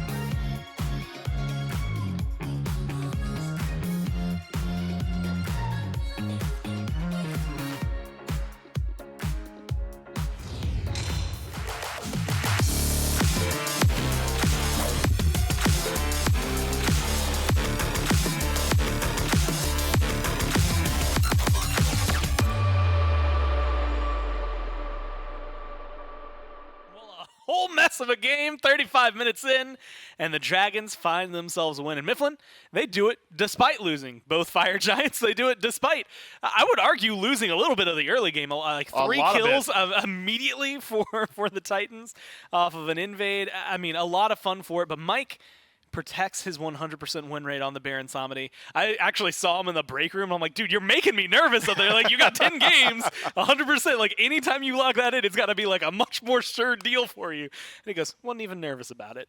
I'm not sure how true that was. That's a lie. In the moments, but at least after the fact, he could say it with a lot of confidence. Yeah, that was a close back and forth battle, man. But there were so many small micro interactions between the gods. Baron Samedi wasn't allowed to like do a whole lot, was he? I mean, every single time that not Lord of the Afterlife, that Life of the Party was dropped, it was like blocked out by Yomojo ults, stuff like that. But just these small micro interactions that led up to a Tartarus Titans lead that eventually was lost out on. And it was so interesting to watch. There were a lot of objectives that the Titans didn't secure despite Circle of Protection, which was baffling. But I think you had mentioned it, and we had seen it twice because it was 2 Fire Giants. The Dragons ended up losing, and they fought once the FG was down. Yeah, so the Jade Dragons had essentially realized, okay, a lot of our best team fight tools just do not work against the Tartarus Titans draft. How do we deal with Circle Protection? We don't have a great answer to that. When do the Tartarus Titans not have Circle Protection? Immediately after a Fire Giant. So that's when the Jade Dragons decide to initiate the fight. They realize, okay, well, SOT's so far in the back line, we don't have to worry about him instantly eviscerating one of these Odin cages. Circle Protection's down. This is when we need to take our engagement. The Jade Dragons twice this game say, all right, well, we can't fight in the Fire Giant pit, and we really cannot out-secure a Circle Protection, so we'll wait till immediately afterward to take the team fight. And it was just impressive play through and through. Just great shot calling, great decision making on when the fight could work in their favor. And, well, when it did, it really did. The Jade Dragons dominate the last engagement. And I think showcasing very well the way that separation worked. Not only was it maybe Solo or Troll stepped up a little far, but realistically, Life of the Party from Mike, 3, 1, and 10, not a bad KDA actually for a supporter, awesome. really being able to run it like that. You get a full stretch, and there was a point where it was almost like a straight line of Titans players, 1, 2, 3, 4, 5 around the FG, and that allowed that engage to look so pretty. Unfortunately for them, they only killed 1 immediately, but they got enough damage on everybody else that the Titans had to turn and run, and they weren't going to escape. So a good chase down from the Dragons. That's the fight that wins them the game. And Panda Cat looks really good at the very end. Again, a lot of good damage numbers, a lot of good, I think, carry potential that came through. Will say, definitely one of those shots where Panda showed up, just crit a dude at the very, got the last hit for 280 some odd damage. It's just carry things, right, that ends up going their way. But the Dragons win game number 1. And they keep things interesting for us here as we go into game 2. Picks and bans. Titans will remain the first pick. And so this is something that is always interesting, Mifflin. Again, once you lose, usually it's like this weird thing where it's like, okay, cool, we'll swap immediately. But if you lose, you get to pick which side you are on. And they're going for, so far, the exact same bans. It's the Gilgamesh, the Uller, the Clean of the Zeus. Last time this was Ardeo. Yeah, and you know what? The Tartarus Titans, I think, are allowed to go towards the exact same draft. If they could, I'm sure the Tartarus Titans might even be willing to go for the entire salty running back, because you have to remember how this game starts. Sure, you're not going to get a 3 kills at 1.5 minutes in the game every single time, but outside of that, even removed from that small engagement in the early, the Tartarus Titans were still dominating objectives. They were controlling every early team fight, and their draft was very good for it. That was what the concept of that draft was. Have your Shiva be that early game bridge. Have Jormungandr be mobile enough to join Shiva in these jungle team fights and control the Totem-Maku. The Tartarus Titans made an active decision that they wanted to play the early game in game 1, and they won it handily. It's just a couple of misplays around objectives, one lost objective, the Jade Dragons masterfully approaching a team fight when the Tartarus Titans were at their weakest after a Fire Giant. But it was narrow margins, to be sure. With the Titans able to establish a lead as dominant as they were in game 1, I would not be personally offended by them going back towards the same style of draft. I was going to say, I've got bad news. They can't go back to the exact same draft. Same style. Well, that's still on the table, and they're contemplating right now who they want first. Umoja, Khepri, both still on the table. The Khepri ban from the Dragons replaced by the Shiva, and that was up in the top picks. Again, one of the most picked top-picked gods by the Titans over the last few weeks. So something that is a huge ban for the Dragons. And Mifflin, they go for the E set, let the Jingwei go back over. Last time it was Jingwei Hibo or Habwa. And so do you think, do you go to the same thing knowing that, I admit it, like, I'm going to call him out. Sam had a lot of damage at the end. Early on was not as helpful as maybe it could have been. There were definitely moments where it was like, oh, that crushing wave at the left side Phoenix. That crushing wave during the FG fight. Those were important, but that was 28 and then 35 minutes in. Do you like them going back to this pick?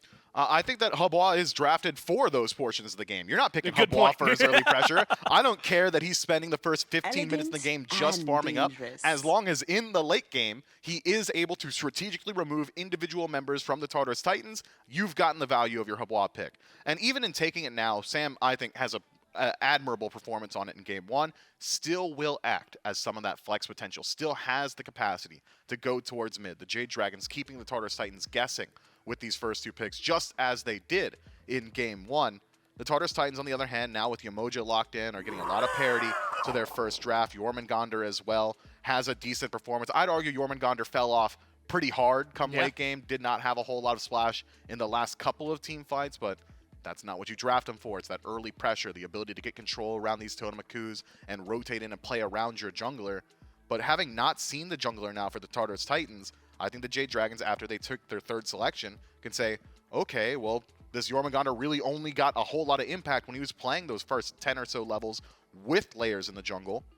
Remove some more high-pressure early-game jungles, you might remove a whole lot of the assets that Jormungandr brings to your team. Be sure to grab some brew. Well, Baron locked in, and I will say flexibility, and that's what I want to talk about. Jingwei, we know that's Panda Cat. Like, I think we've seen some hunters thrown in mid. Jingwei's not been one of them. So I think we can go ahead and just say, yes, that's going over there. Habwa, still technically able to shift over to mid. I wanted to bring up the Awelish conversation that you had in game one, because last time it was eliminated immediately by a bot block in. This time, it's kind of still on the table, and Baron can work either in solo or support. Mike has played it very successfully, 11 games in a row, 11 wins for him, but is this going to be something that they lean towards? Is it worth giving Sam something different? I think Awelish, I mean, when you look at what you've got with your draft, double knockups, Habwa and Jingwei, both very consistent. Habwa specifically with Water Spout, that is a very difficult ability to miss, so you'll be able to apply that very consistently. But looking at the Tartarus Titans, you're not gravity surging at Jormungandr. No. And ESET's got knockup immunity throughout the entirety of Wing Gust. So maybe Awelish a little bit relegated in her efficacy going forward. I think looking at the draft now, wouldn't be too surprised if this is going to be Habwa in the jungle. I am, again, though, keeping my eyes on that very last selection. Because if this is not something that reveals the Jade Dragons draft, reveals what Pagon's going for, I think the Tartarus Titans need to realize they might be looking at an unorthodox, just counter-pick selection. And you know what? It doesn't, as it turns out. So the bans that come through, Chernobog and the ROM by the Dragons, kind of adapting. Last time it was Chernobog, Osiris. They didn't want to deal with that on the side of the Titans. Odin, Bellona banned out by the Titans. And it is the Osiris this time locked in for the Dragons.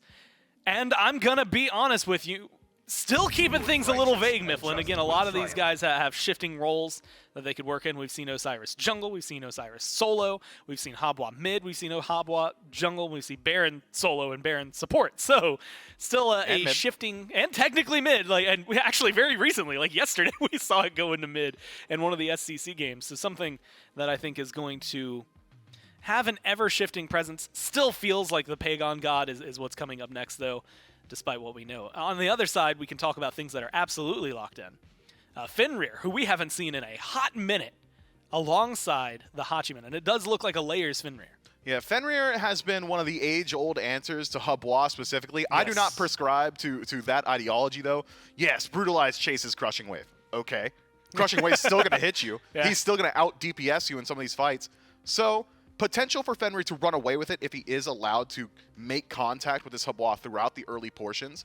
But considering last time around, Habwa did not do a whole lot for the first 15 or so minutes.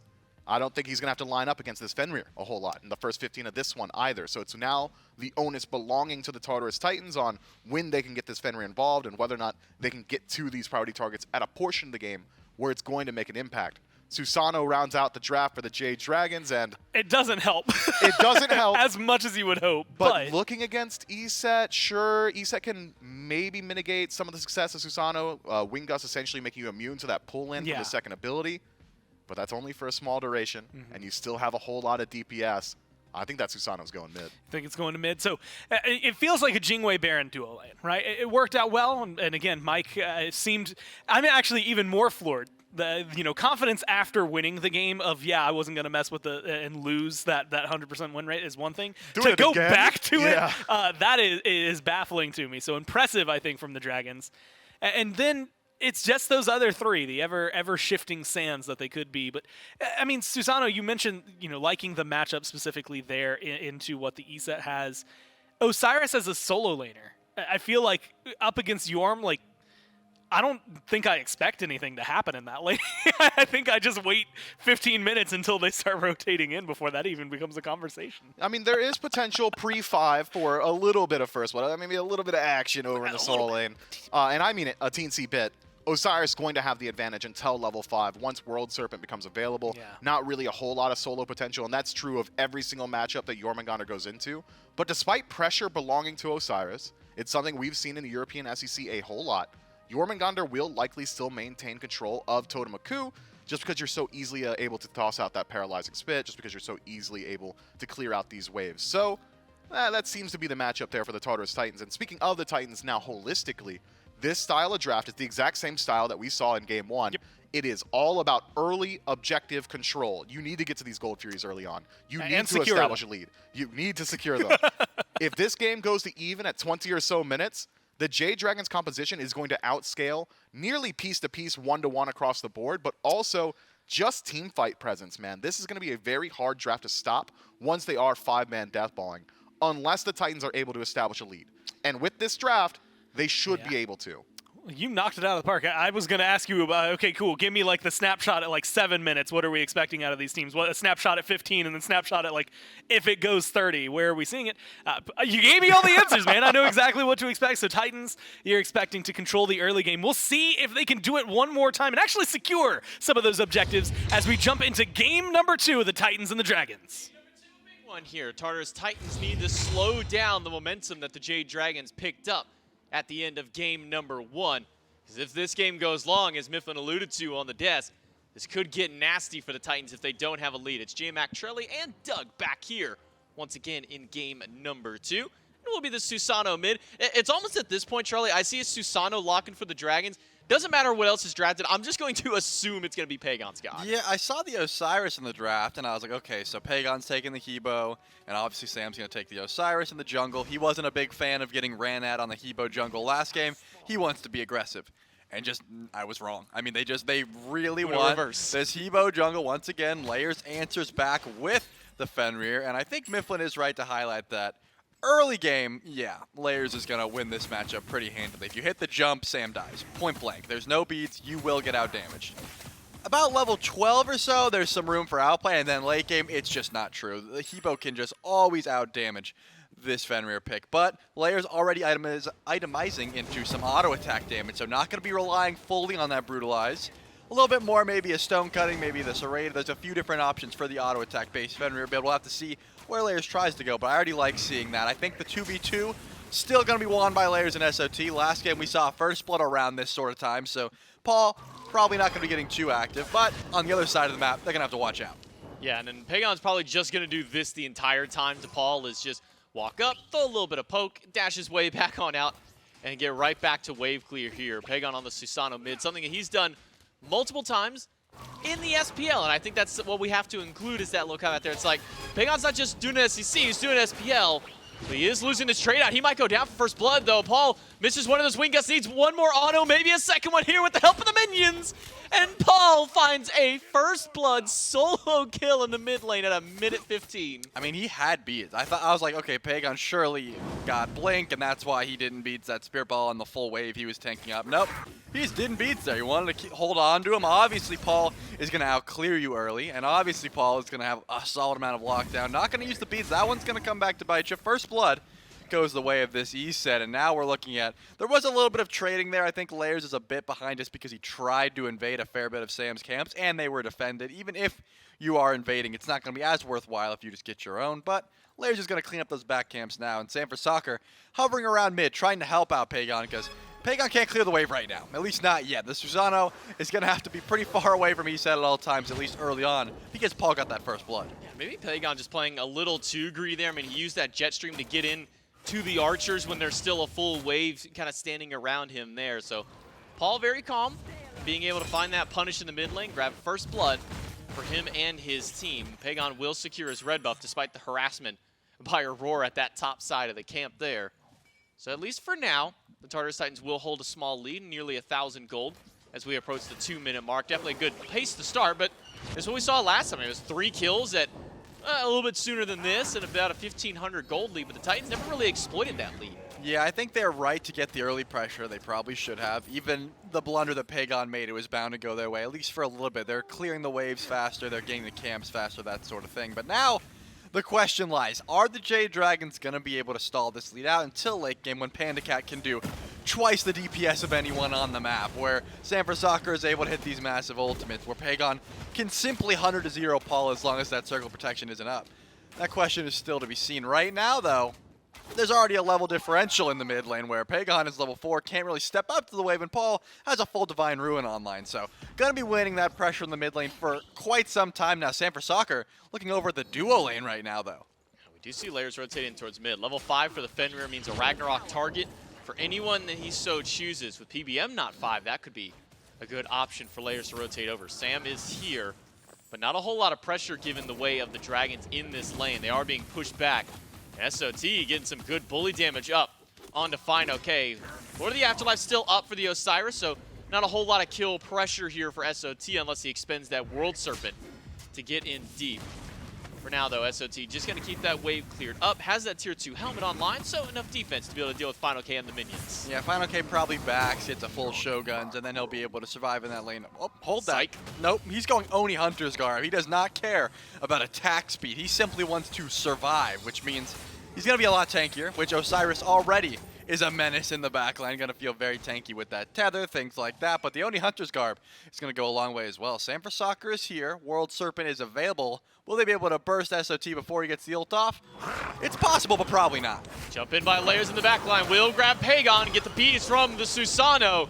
And a Spirit Ball juked out by the dash on that first ability at the end there. So Pagon makes his way out, but ends up losing a relic, though trading out at least the blink of Layers. Yeah, almost won that 1v1 versus Layers. Probably could have killed if Paul didn't chase down. Level 7 E-set, going to provide a fair bit of support, lots of lockdown, things of that nature. So not wanting to take that fight, probably a smart idea. Now, though, Pagon has no beads available, probably has to sit even further back than he already was, as SOT loses that blue buff, so that's going to be annoying in lane. Obviously, Osiris can be a lane bully, but when a Hebo comes over to invade your blue buff as well, that's got to be pretty tilting if you're SOT. Yeah, not going to be fun for this Jormungandr, but there is a teleport available, so it won't have to be sitting back for too long. It does need to go back and pick up an item very soon, so I'm sure SOT will still stick comfy over here in this right side lane.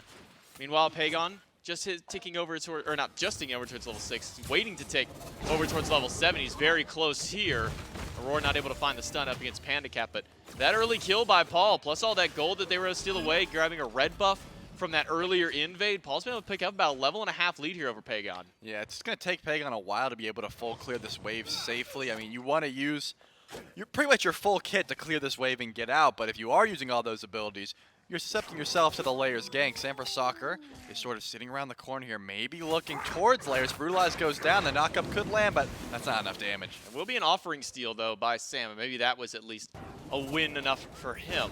So he'll be able to grab that one, get their obelisk a little bit closer. It's very tight between those two here. This one mid-camp battle should be the deciding factor on who gets that obelisk first time around. I think the Titans will still need one more even after. PBM rotates over, finds one with the heal, tries to pull one into the coffin, but won't grab anybody until Aurora at the very end. Layers picks up one and drops him inside the River's Rebuke. PBM does go down. Cyclone Spin finds the kill there as him and Pagon are now both gone. Sam running away from Cyclone Spin. The Spirit Ball will be juked out by the blink for Sam, and the Tartarus Titans again with 3 up on the board.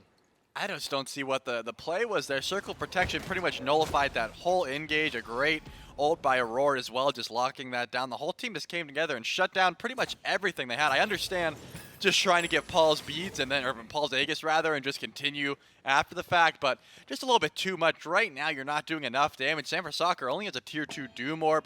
Pagon vastly ineffective right now in this fight. Aurora is invading this offerings and just juking around on the rivers, but maybe we'll finally fall here. Needs one more. There it is. Pagon does manage to find it there. Kept walking into the wrong Riptide the entire time.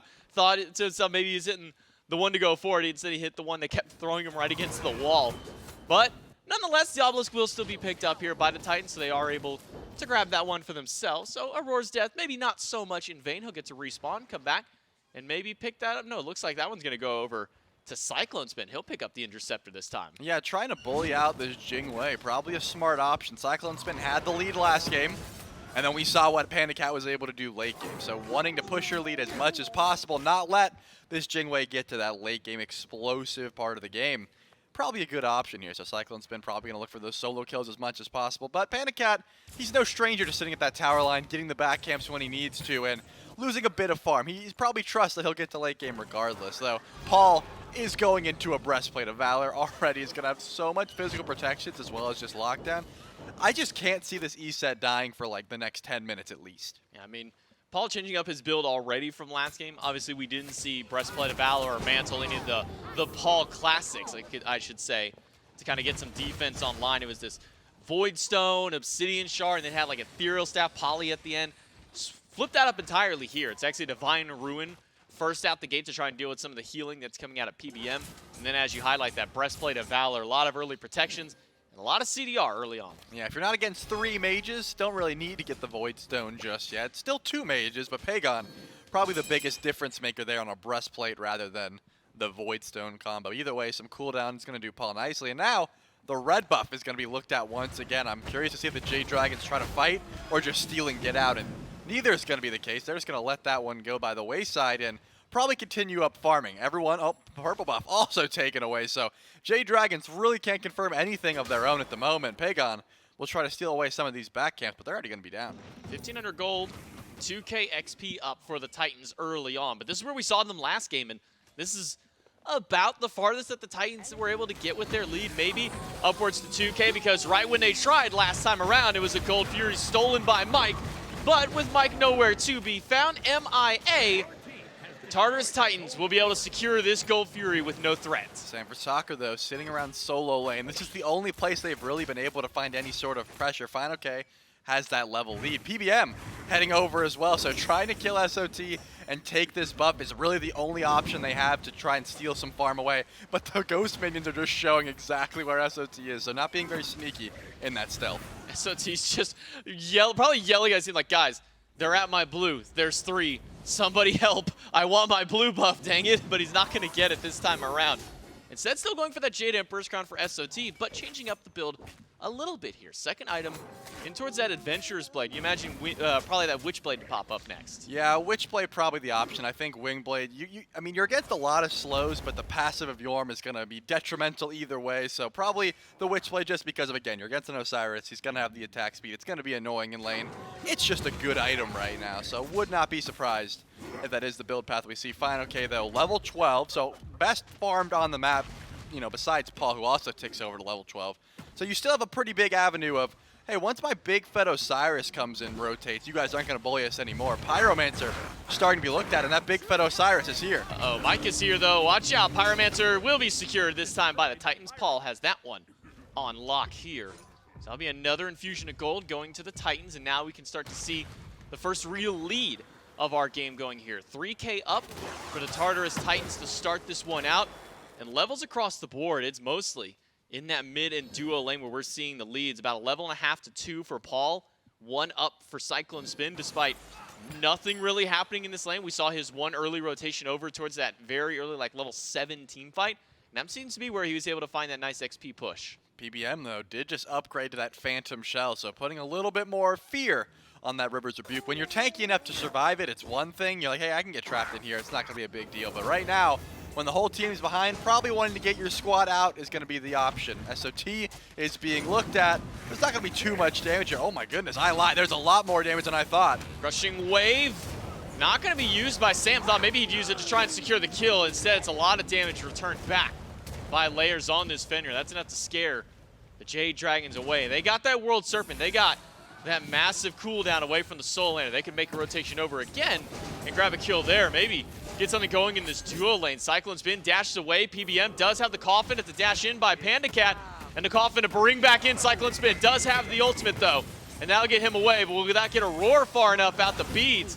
Had to be burned by the support, and a lot used on the Tartarus Titans. I mean, the Titans are ahead, but it's the Jade Dragons getting aggressive. I'm pretty sure Layers, if he actually connected the Brutalize with Sanford Soccer, definitely was able to find the kill, but unfortunately missed.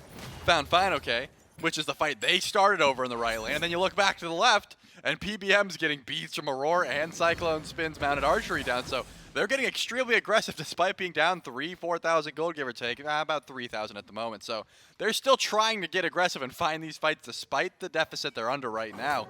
Their team does come online hard late game, but they don't want to get rolled over this hard. No, Jade Dragons still fighting back, and that's just been the name of the game with the Dragons this season at the very least here, and kind of even up towards the early stages of Phase 1 last year, where even if they are down just a little bit, they've been showing a lot more fight back. Where if we look at the Dragons like Phase 2, Phase 3, even Worlds last year when the Dragons were getting down, that was usually kind of, the off switch for them. All right, well, we don't have a whole lot that we can do here, but we've been seeing a complete flip, a complete 180 here by the Dragons here in Season 9. And this is what makes them and what made them such a dominant team earlier on last year. And especially the eclectic picks are going to be working out for them because you don't know how to face these things more often than not. Paul, not going to be phased by the Susano mid, just saying, hey, you don't really have that much damage to clear the wave. I'm going to bully you out. But here, SOT's rotating over towards the mid lane. Tier 1 tower will go down. About 50 seconds, give or take, on this Oni Fury spawn. That could be a big spike for the hands of the Tartarus Titans if they are set up for it. Crushing wave for the World Serpent, so Sam will trade ult for ult up against the Jormungandr. And what was really funny was during that pregame interview, you and I were sitting in the green room while they were talking to Paul, and I remember Gore asked Paul, it's like, how do you feel about Pagon doing all these really weird picks in the SPL? And it just had that vibe. It was like, yeah, it's really cool that he's doing it so that I don't have to do it. I can stick to whatever I'm doing. But yeah, it's pretty cool that Pagon's playing these weird picks out here and kind of making them work, though. Paul back on this E-set for a second game in a row, not really having to change too much up for himself. SOT lurking through those depths, though, will spot out a few members of the Jade Dragons, and SOT will finally get a blue buff. He's been waiting for one of these for a while. Yeah, finally getting that blue buff. But Paul, yeah, he's like, yeah, it's really cool that Pagon plays those picks. I'm just going to keep playing E-set and Zeus, though. I don't care about anything else. Maybe an AMC every once in a while, but if I get one of these top picks that gets through, I'm going to be locking those in pretty much immediately. The Jade Dragons, though, have found a solid answer back. The gold sort of coming back into their favor a bit. Obviously, they're still down, but not as much as they were just a bit ago. That Oni Fury, probably still going to be that contention point. Circle of Protection is going to be the most solid confirmed tool on the map unless Sanford Soccer makes some glory plays. Pagon is gone.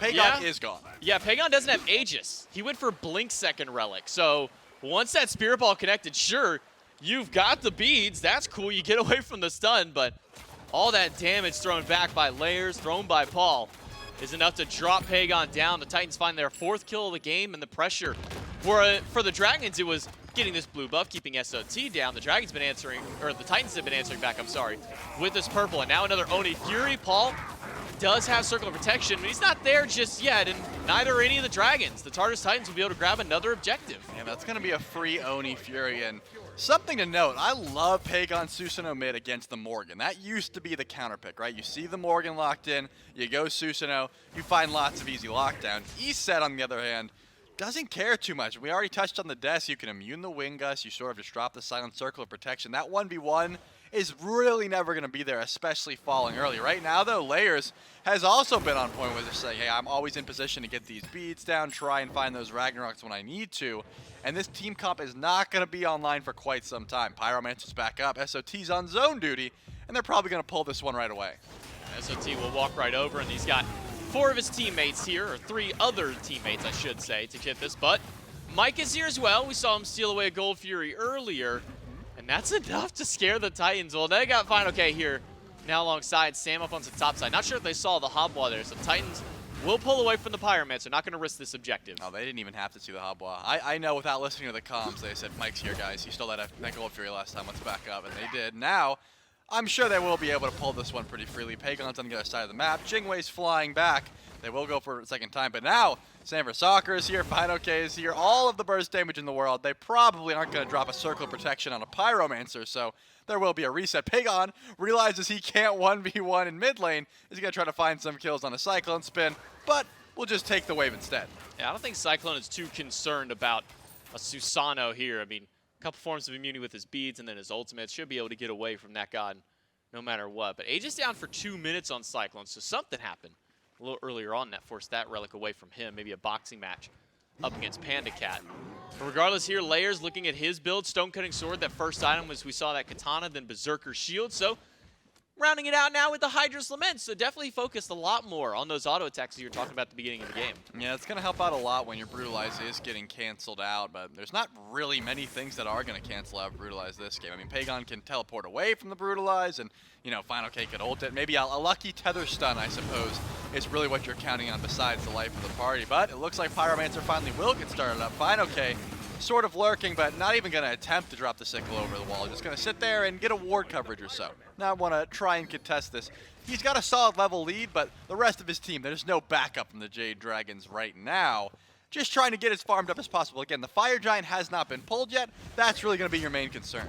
Yeah, got to take away, you know, 50 of the gold from the 500 they just earned off that Pyromancer. Tartarus Titans with a little over a 3K lead here in game number 2, but we haven't seen a whole lot of action just yet, despite those first few little skirmishes. Fire Giant started up by all 5 of the Titans. It's going to be a while until Panda Cat gets here. River's Rebuke by Aurora. The circle protection dropped into the back line. Though Fino-K does find one. The Titans get the Fire Giant, but they're going to lose the Roar. Pagon picks up that kill. Layers knocked up into the sky and will be able to find the lead just barely in time to get himself on out. SOT has the World Serpent, and the Titans will trade one to make sure the rest of the team can get out with that fire. I mean, this goes a little bit better than last game because we saw a few times where the Tartarus Titans dropped everything to get FG. The Jade Dragons won the fight after the fact and were able to get a lot of gold. This time you only lose a Roar, you get 4 FG buffs, but they're not done right now. Looks like Fino-K is trying to bully out Paul, but SOT is on block duty as well. The tier 1 tower is still available in mid. Now it's going to be down, but no tier 2s, and it looks like the Titans are chasing. Be a collapse back in here. SOT finds the spit up against Fino-K. Fino-K just a little too far for that Spirit Ball. Thanks to that water carpet coming out by Sam, but then the Titans are still going. The Snake's just off the mark by PBM. Silence out of Paul. Spirit Ball does a lot of damage, and Layers will go back in. The Brutalize is enough to take down the supports of the Tartarus Titans. Even despite losing a Roar, continue to keep that fight up. The Jade Dragons may have stayed just a little too long. Yeah, when you use all of your ultimates to confirm FG, you got to run away for a bit. But then, once you get your bearings under you, the chase ensues, and you have 4 Fire Giant buffs. Now, though, Tartarus Titans are looking at this tier 2 in mid. Cyclone Spin finally is going to join the party, and this will be going down quite quickly once those minions help out. You still are down 1 if you're the Jade Dragon, so I don't imagine they're stepping up to defend these towers for right now. Pagon is sort of lurking by the wayside, but just going to get the camps and try to invade everything before the Tartarus Titans show up. You want to get as much farm as you can before it's taken away from you because all your farm is going to be gone. Tartarus Titans get that tier 1 in mid, tier 2 in mid rather, and now they're looking at the left side of the map. Charlie, I'm getting the wackiest sense of deja vu right now. I mean, a 20-ish minute Fire Giant taken by the Titans. They push up, they take tier 2 in mid, though with a little bit less contention this time around. And then they start pushing up this left side.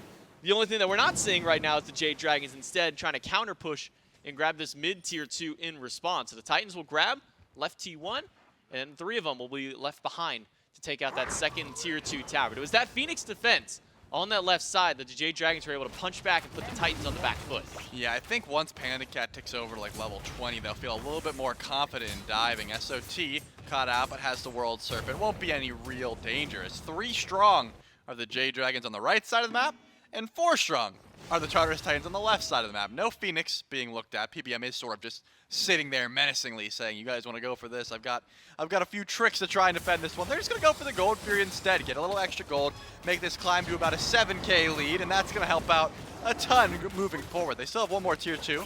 They could opt to go for that, or just sent it down to the left Phoenix. But given how last game went, given how they sort of lost the game off of a botched Phoenix play, I can't imagine they're going to go for it until they're absolutely confirmed to have all that gold spent. Now we see a nice significant lead for the Titans. 8,000 gold up to the Jade Dragons, 21 minutes in. And the first couple level 20s popping in here, Layers and Cyclone Spin. As you can see, Diamond Arrow finished up and Bumba's Hammer now for Layers. So Titans are starting to get some of these big item power spikes. If you're looking across the board, just item-wise here, I mean, you're looking at at least a tier 1 or more on just about every single person here. Paul, a full item up over his opposition as he gets an ethereal staff to round out his build. Obviously still needs to get that starter item, but not quite level 20 to get that just yet. Yeah, PBM sort of forced into the Lono's mask probably earlier than he wants to. Last game it was third or fourth item or fourth or fifth item that he was able to buy. This time saying, I'm not tanky enough and I am the support. I need to be tanky. So building into that Lono's mask, going to nerf his damage a little bit. Pagon is going to answer back with a tier 2 of his own as the right side tier 2 tower drops as well. But now they're going for Phoenix. I mean, they can just push in. I mean, the Titans have a full minion wave. They'll walk right up. River's Rebuke to zone up a Panda Cat. Oh my god, the damage out of Layers just evaporates the Hunter, and the Dragons have no defense up against this right side Phoenix. One ultimate, or I guess two technically with Layers there expended. They find a pick, they find the bird. Yeah, now it looks like they're going to be going for this mid Phoenix as well. No sort of minions, but they don't care about that. They have enough tank presence, and Layers is going to go in. Layers does manage to get at least the blink away from Pagon, but the Phoenix isn't taking a whole lot of damage right now. Instead, it's a focus on the fight. No minions, make it a little bit harder for the Titans to push in towards this mid-side Phoenix. Typhoon slams through 4. SOT has got to use the World Servant. He uses at least the first hit to deal some damage through. The Phoenix is low. The Phoenix will finally go down, and the coffin from PBM will not pull anybody in. Quick beads out. Pagon goes in, and Pagon goes right back out. Yeah, Cyclone Spin found a massive ult, and now it looks like they could be in some trouble trying to chase down Sanford Soccer, holding on to that crushing wave despite that brutalize. And finally, the Tartarus Titans are going to leave. Panda Cat is able to fly back in, but SOT teleports in as well. The Fire Giant is respawned, and they do not want to get picked here. The Tartarus Titans want to have 5 strong at this objective, and it looks like they might. No, there's no way they pull right now. Circle Protection's down, but they're heading towards it. Pyra is up. Paul fakes out a Spirit Ball towards it, but who on the Dragons is going to be the answer to try and steal this one away? Fire Giant down to a quarter, and the answer to that is nobody. Not a single member of the Jade Dragons will rotate to stop this objective. The Titans, with a much more clinical performance here in game number 2, have amassed themselves a massive lead.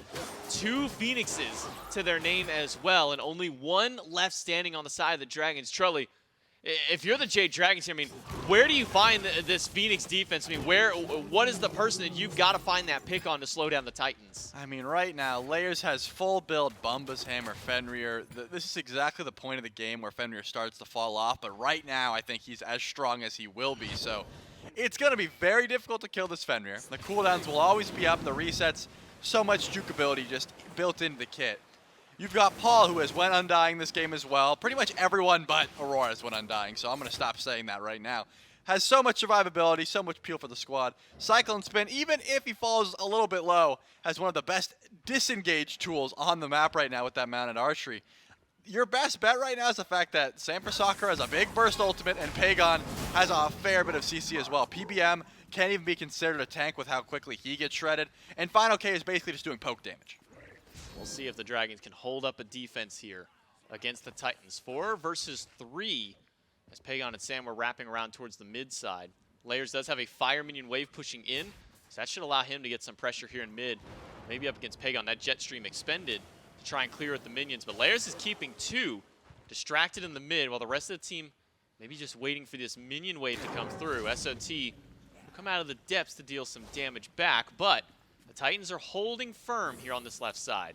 Yeah, they're just waiting for some mistake to be made by the Jade Dragons. Here comes the life of the party, and finally the Phoenix will be looked at. It'll be hit onto Aurora, but PBM is already down to half HP, and the damage coming in from Layers, the damage from Cyclone, the damage from Paul is too much. PBM, the first one taken out in the fight, and Sam, as soon as that crushing wave goes down, Paul will answer right back. 3 gone on the side of the Jade Dragons, and the Tartarus Titans will turn this one to a Game 2 victory for themselves, if they at least can find maybe another pick into the midst of the fountain.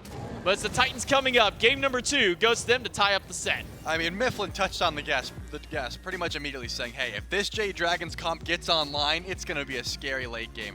They never got online. They simply did not have a lead really anywhere. There was a few, Final K had a level lead, and that was like the highlight point of that draft there. It's so difficult for this Hebo to get online. Layers was playing phenomenally on the Fenrir. Paul finding a first blood onto the Susanoo mid pretty much shut down all the clear that Pagon could even add.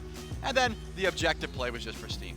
Yeah, I think the objectives might be the big highlight here. Dragons weren't able to get into really any of these objectives. Every single time that the Dragons stepped up to try and stop an objective, Titan said, okay, cool, we're not going to do this one. And then they'd loop back like 2 minutes later and just do it anyways here. I mean, good play here out of Tartarus Titans in game number 2. That ties up the set. Will take us to game 3. That one's going to come up right after this break.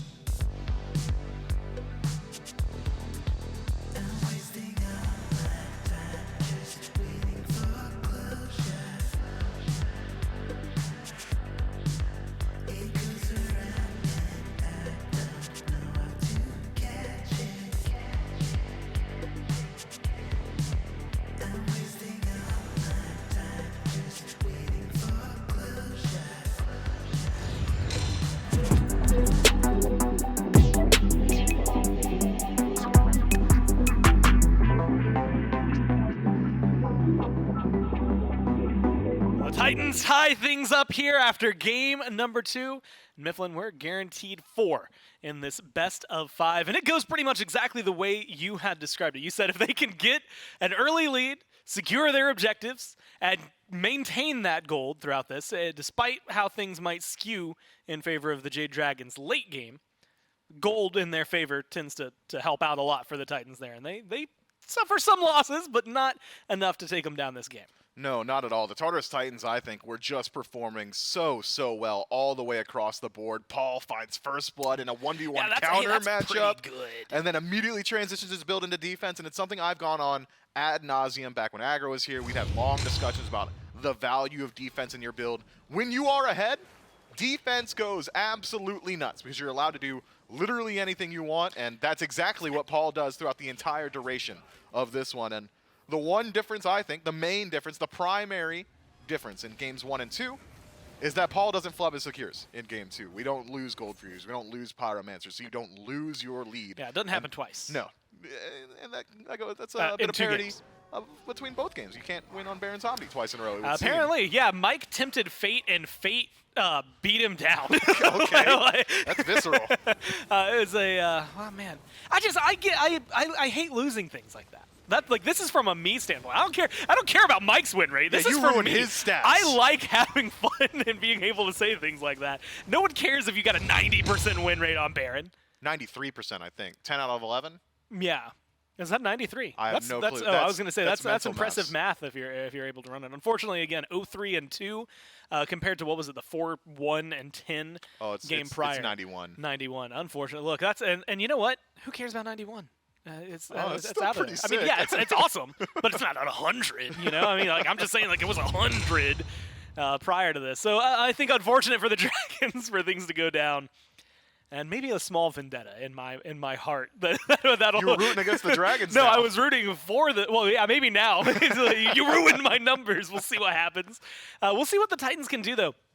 Bouncing back like that, Jormungandr, very, very important. But they go for that ESET first pick myth, and that is the biggest shift. I mean, you had talked about it. It is essentially the same concept from game 1 to game 2. Better execution in game 2 than game 1, but ESET first pick got them pretty far that game.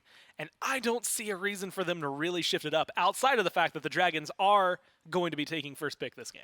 Yeah, the one thing I was surprised about in the game 2 P's and B's that the Tartarus Titans go towards Jormungandr again and then ban out the Odin.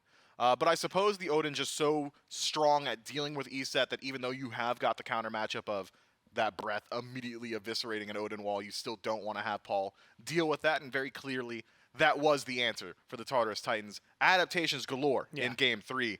But I think it's going to come from the Dragons. Now we're going to have to, well, they need them, right? Things didn't go well. It was rocky in game 1. The fact that they went back to it was honestly a little surprising. And here in game 3, we'll see what adjustments they make outside of just being first pick. So far, none of them, outside of the fact that they usually had been banning Kleena, then Zeus. Seems like a team, especially at first pick, might want the Kleena this time around. Gilgamesh, Ullr, Artio has been the go-to for the Titans. And we had this conversation a couple of games ago. I think it's worth mentioning here with Zeus and Shiva, Ullr, and Gilgamesh banned.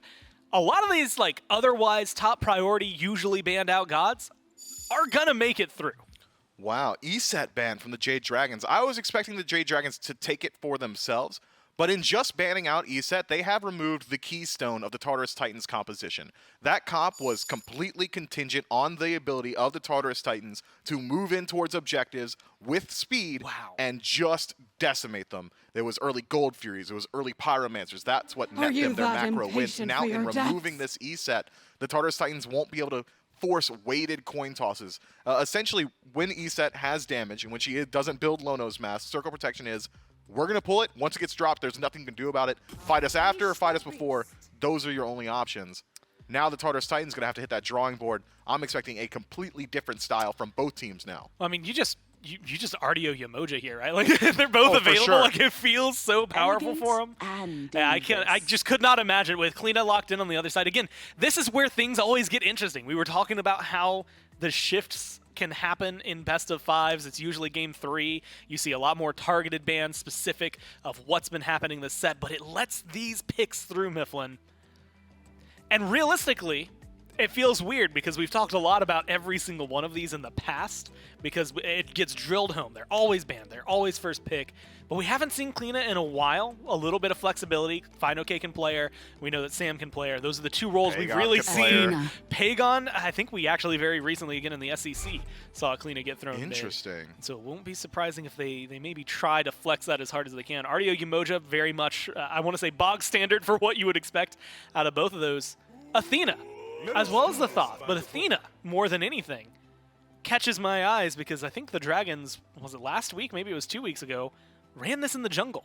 Yeah, I'm thinking this is a jungle selection, or at least flex potential into the jungle, and then the immediate answer by the Tartarus Titans with this Hell. CC immunity. If that taunt is connecting with anyone besides Hell, you're not getting value from it. Paul has got such a pedigree on this pick. You better believe those cleanses are going to be on point. But the Jade Dragons have got themselves a very scary combo if they are able to connect with Hell. Pierce the Veil from Kleena, Thoth Ultimate, both going to have very easy lockdown from the Confound.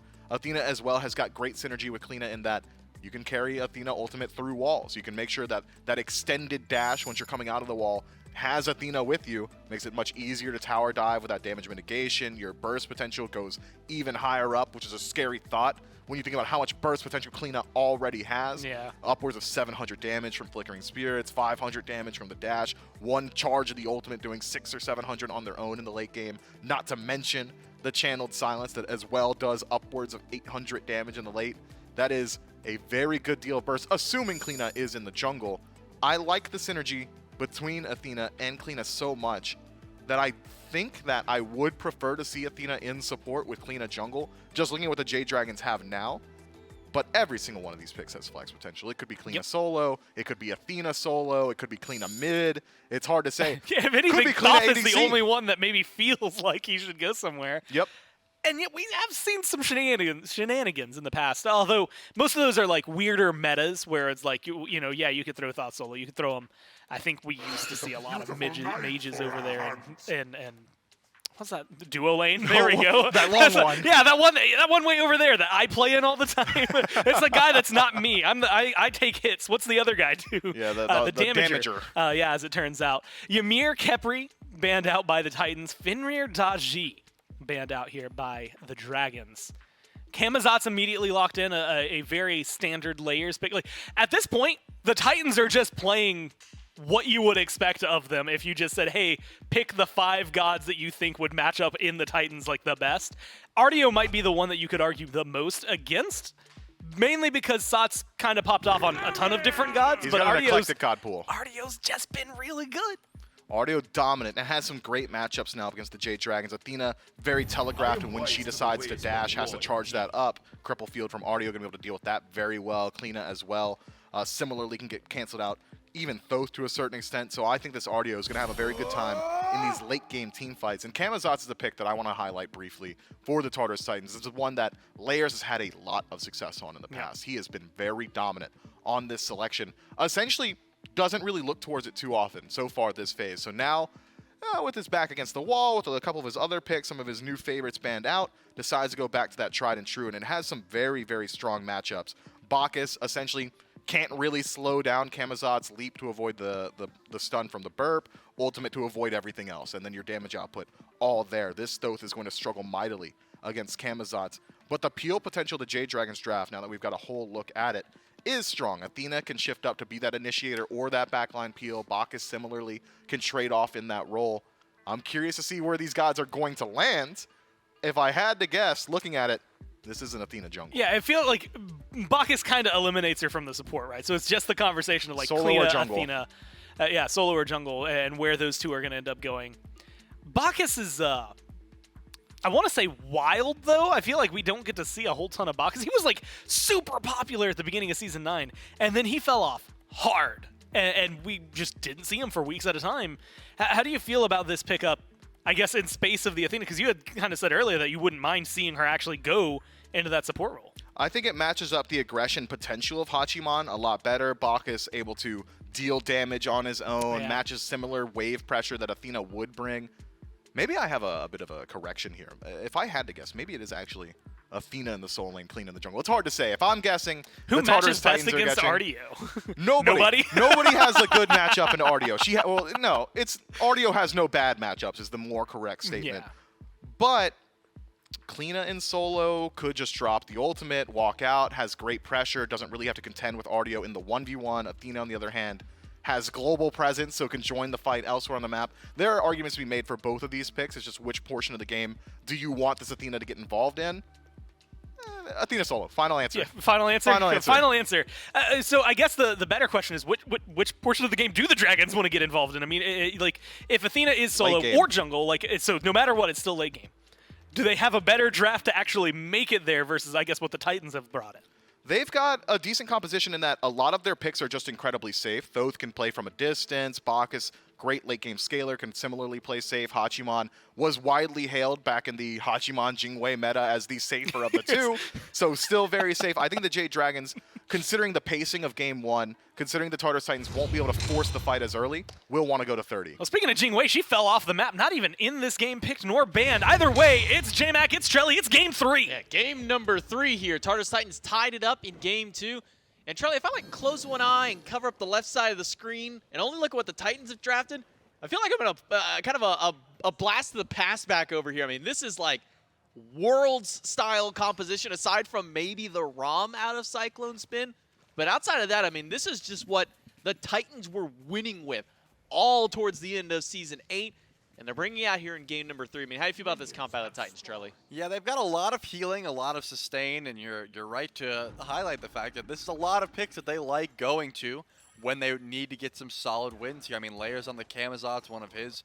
I mean, I want to say favorite picks, but you've already touched on. We have not seen it in a fair bit, but still, he likes to go to it. Looking on the other side, whenever I see this clean on the Jade Dragons, it's gotta go to fine. Okay, I mean, he was one of the first people I saw going this clean solo with the Soul Eater Genji's guard build, and then just constant resets. You get so many ultimates. It's so annoying to deal with, and I feel like Athena just does not have a good time in RDO in lane. Canceling out that dash, your clear is never going to be that fun. So that's sort of the drafting I'm seeing currently.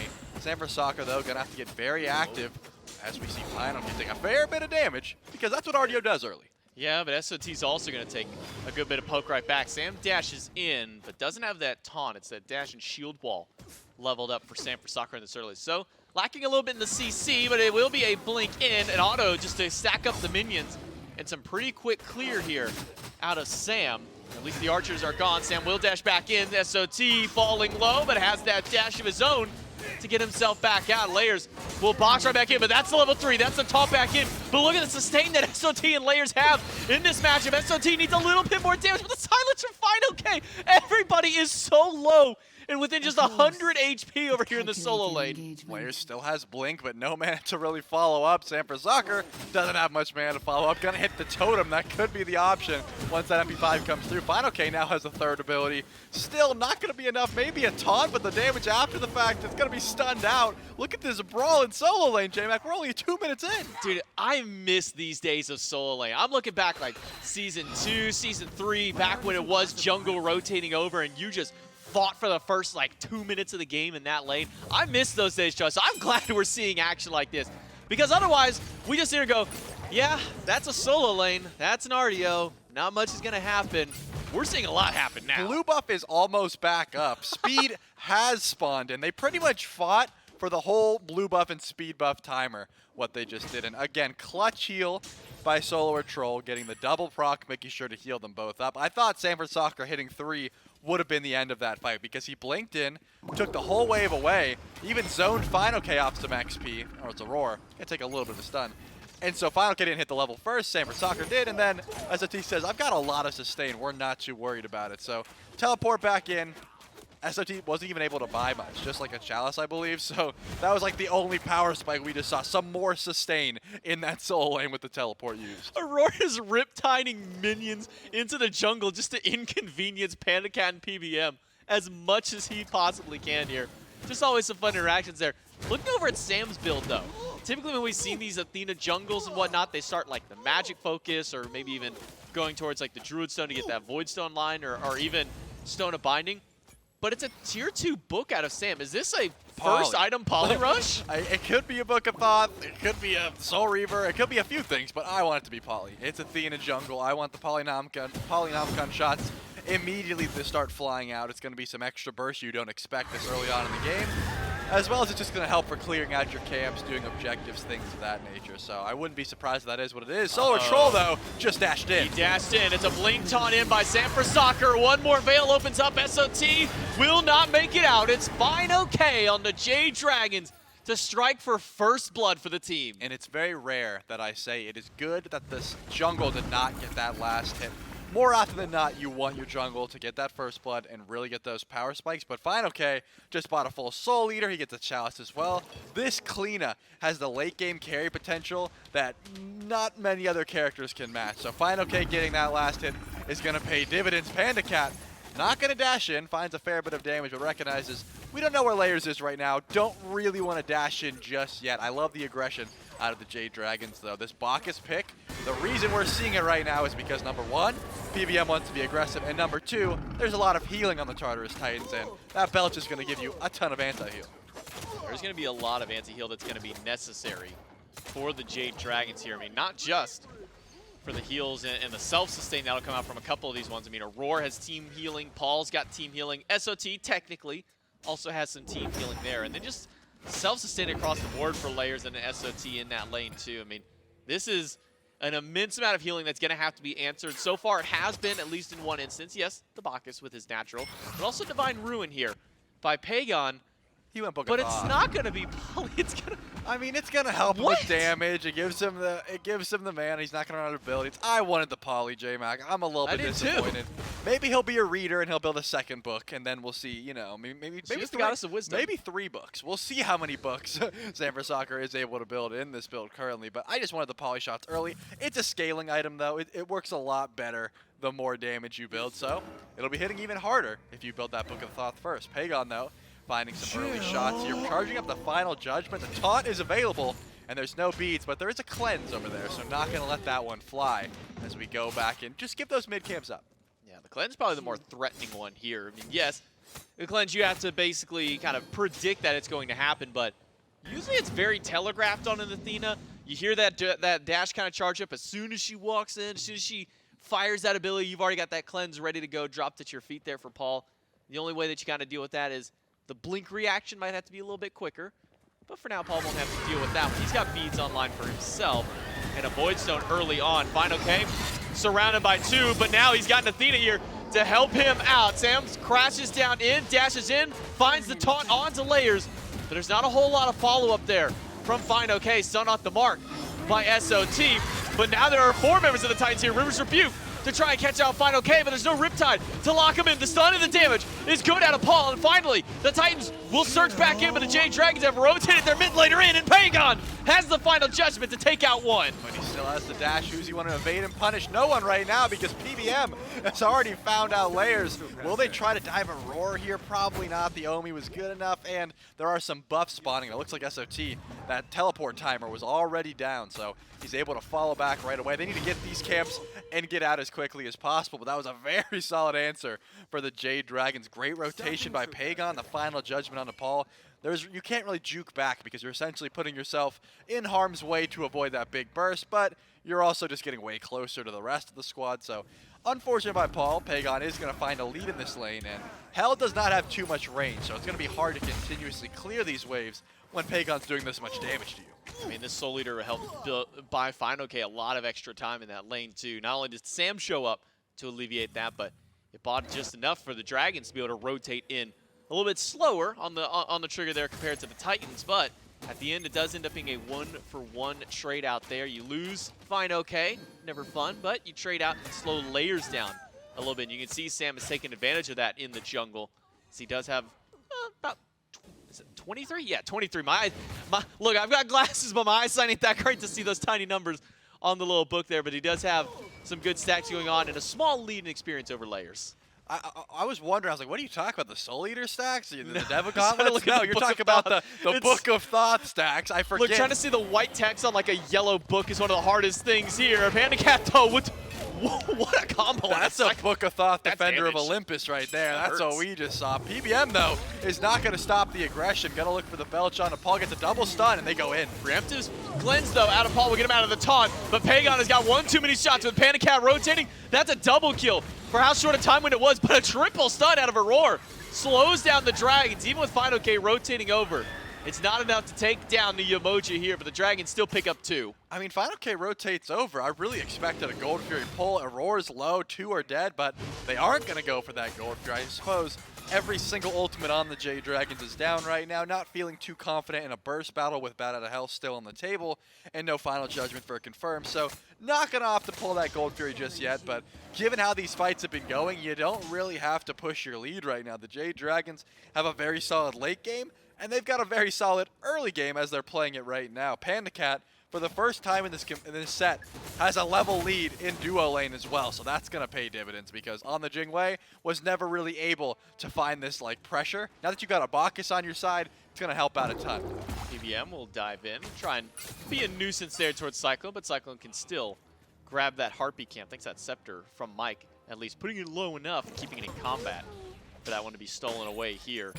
But this solo lane is where the Dragons have put a lot of their priority, making sure that Final K can live through these fights and making sure that Sam can rotate in. That's something that was talked about on the desk was, where do you put this Athena? How active do you want this Athena to be in the game? And so far, Sam has been active everywhere, at least on the right side of the map. Might need some help over here in mid for Pagon, though. Layers is chasing him down on this Camazotz. Pagon shouldn't make it out of this one, but he's got the dash to leap in by Layers, and finally, here comes Sam to save Pagon. Somehow, this Thoth makes it out. That's incredible. Pagon dashed onto that red buff as Mike is going to dash into this tower with the knockup, but gets caught in the rivers. They should have enough damage to burst him down. Cyclone Spin will get credit for that one. So just a little bit too over-aggressive, but now they're here on the Panda Cat. The Layers has no mana now, so he cannot get back into this fight, and after already using that Bat Out of Hell, can't continue the chase to Panda Cat. That mounted archery gets him a long way down that lane back to safety. So only Mike falls during that engagement. A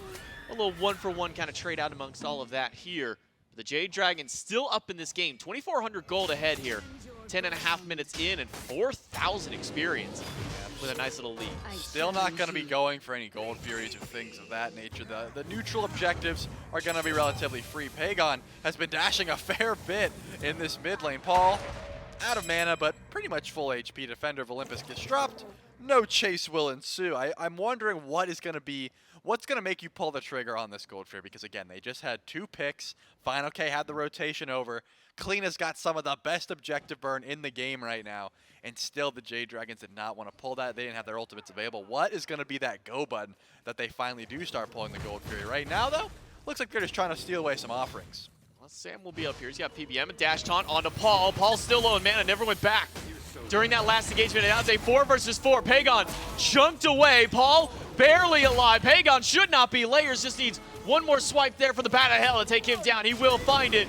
Up in the air, Cyclone looking for Snipes because he is low and on landing. Should go down. Some decent sustain back, but Panda Cat will put him away. 3 kills for the carry out of the Jade Dragons in this 4v4 skirmish. I gotta say, that's the second time I've seen Pagon on one of, if not the highest range characters, just way too far up. I mean, that's what I'm saying. He's trying to barrel stuff everything. You've got Athena taunt, Bacchus knockout, Bacchus belch. You've got a lot of CC to set up. You don't have to be that close. A little bit of a blunder. Also, the only way he really could have dashed was in, so I respect the dash in. Pagon will fight his first death of this game, but probably going to have to stay a little bit further back. Has both relics available. Didn't want to against the Bat Out of Hell because there's a few more swoops. He was definitely done on that one, but Tartarus Titans will have a solid answer back. Paul, 1 and 2 right now on the Hell. Only got the Void Stuns. This is not one of those breastplate games that we've been talking about, because right now you're looking at the damage dealers of the Jade Dragons. You're facing Thoth from range, Athena's the engage, and Bacchus is the follow-up right now, so you don't really have to get the physical damage until Final K makes those rotations. But Final K is level 14 right now, so he's been pretty much power farming in that lane. Well, maybe you'll get your wish here for Sam. He's going for a little bit He's more a in towards the reader. book tree. He's a reader. He's a learner. He's gonna see if maybe he can learn the Titans a lesson here in game number 3. Jade Dragon still up early on. Aurora level 10 comparatively, still at that same point that we were a couple of minutes ago. The action Still intense, but hasn't slowed down very much, but the kills at least have slowed down. 6-3. And this is just what Aurora, this is what Aurora just does in general. I feel like every time he plays Yamoja, no matter what the game, he's just doing everything he can just to bully the minions over anything else. Yeah, Panic Cat is trying to start Cyclone Spin out, like letting the minions kill each other so he can deny the XP. And Aurora's like, I'm going to bring these closer and closer to my tower line so my ADC does not miss any of them. Get you a support that covers for you as well as Aurora does. Final K and Solo or Troll are just going to drop a ton of abilities back and forth. Final K did opt into Contagion, so going to have a little bit of anti-heal up against not only the RDO, and obviously with Paul and Aurora and Layers, there's a fair bit of healing for all of them, but that Contagion will go a long way just trading abilities in lane because SOT, he doesn't care about the anti-heal, at least for right now. Not going to deal with that clean of healing as we finally see some vision onto the Gold Fury. But Panda Cat, he brought the minions as far back as possible. He's not letting Aurora Riptide these away. And I see a 2-level lead. It's working out pretty well. Cyclone Spin, only level 12 at 14 minutes. Yeah, no more Riptide shenanigans out of Aurora, at least not for now. Panda Cat with a massive lead there. 3-0 in this game. Devour's Gauntlets and the Kin size to his name, plus that tier 1 in the bow tree there with that short bow. So holding those minions back as far as possible, waiting to get those last hits and keep that wave to his side of the map. Paul has been able to catch up to Pagon. It was a 2-level lead that Pagon had in the mid just moments ago, and Paul has been able to find just enough farm on the map to catch himself right back up here. So even despite the 2 deaths to Paul's name, still able to find some efficient farm. Yeah, Cyclone's been finally forced to step up here. Not able to sit by the wayside any longer. Needs to step up to make sure this farm gets any sort of use. Even if you're not last hitting, you have to be in range when these minions die to make use out of it. But look at this. There's an RDO over here, J-Mac. It looks like SOT has teleported over and not going for the gold here. They're looking to try and catch someone out, probably PBM when he turns the corner, but they don't know about this. There is a ward down on the bottom end, and they may have walked over one going over towards the Gold Fury pit. No, it may have actually been one that was a little too far away. But now that they have walked over ward, that being the Tartarus Titans, Jade Dragons will back themselves away, or maybe just rotate a few over. Even Final K has walked over towards this left side of the map. Remember, there's no teleport on this Kleena. That's a Beads and a Cursed Ankh. We do see that Book of Thoth finally stacked up there for Sam. We'll have to wait to see what that second book is. Is it going to be a Soul Reaver? Is it going to be a Book of the Dead? Is it going to be a Polynomicon? We're going to have to wait and see until Sam goes back. I still want it to be Poly, but I mean... What if he just gets all 4 of them? I hope he does. I want him to be a reader, a massive brain jungle with every book imaginable. Finally, the Tartarus Titans are pulling the Gold Fury. Bacchus is here. PBM has a good steal opportunity, but it's getting very low. Final K's here as well, and there's the Defender of Olympus right on top of him. That'll slam down towards SOT and get the Beads really quickly out there. No, it was a cleanse actually by Paul that saves SOT from that taunt. Now it's the Gold Fury up by the Jade Dragons. Layers, though, wrapping around the back. Cyclone Spin up in the sky, looking for snipes. But that final judgment by Pagon canceled out because the Bat Out of Hell from Layers will get him away. Still charging it up, fires it out, only clips SOT, and it's not enough damage to take down the bear. And the Tartarus Titans have a lot of sustain. Can Aurora make it back? The answer is yes. Final K not able to close that gap. But with Sam for Soccer here, that taunt is going to do a lot to zone them away. Jade Dragons, nobody goes down in the fight, but the Gold Fury goes their way. Yeah, there was a lot of low health bars, but you gotta say the Jade Dragons won the fight and got the objectives. Won't find any sort of picks, but just making sure to get everyone that low. Paul had a clutch cleanse. You're able to save your gamers, but Tartarus Titans go a little bit down in the gold department now. The Jade Dragons were able to find pretty much everything they wanted there, as it will be the Polynomicon. So Sam for Soccer already picked up 2 bucks, probably going to go for the Obsidian Shard in that option as well. So that's probably all the reading we will see from this Athena. You want to be a little bit tankier in the later stages of the game. She already seems pretty wise to me, so I do respect the build pattern. But Paul answers back with a Soul Reaver of his own, so trying to counteract some of the HP that the Jade Dragons have built already. I'm waiting to see what PPM goes for, because usually on a pick like Bacchus, you already have so much natural tank stats with the Chug that you can just go into like a solid ability-based build. Right now, Voidstone and JNAP already giving a fair amount of power. I want to see PBM just going as aggressive as possible on this Bacchus pick. I want as much damage as you possibly can without like trolling. Remember back, it was like, I think I want to say it was Season 5 when it was like your solos, your supports would just go these Soul Reavers all the time because it was just that good of an item back then, and you might as well just get a load of extra bonus. I was especially like the Terras, you blink in, Terra ult, and now you have Soul Reaver ready to proc on just about anybody during those.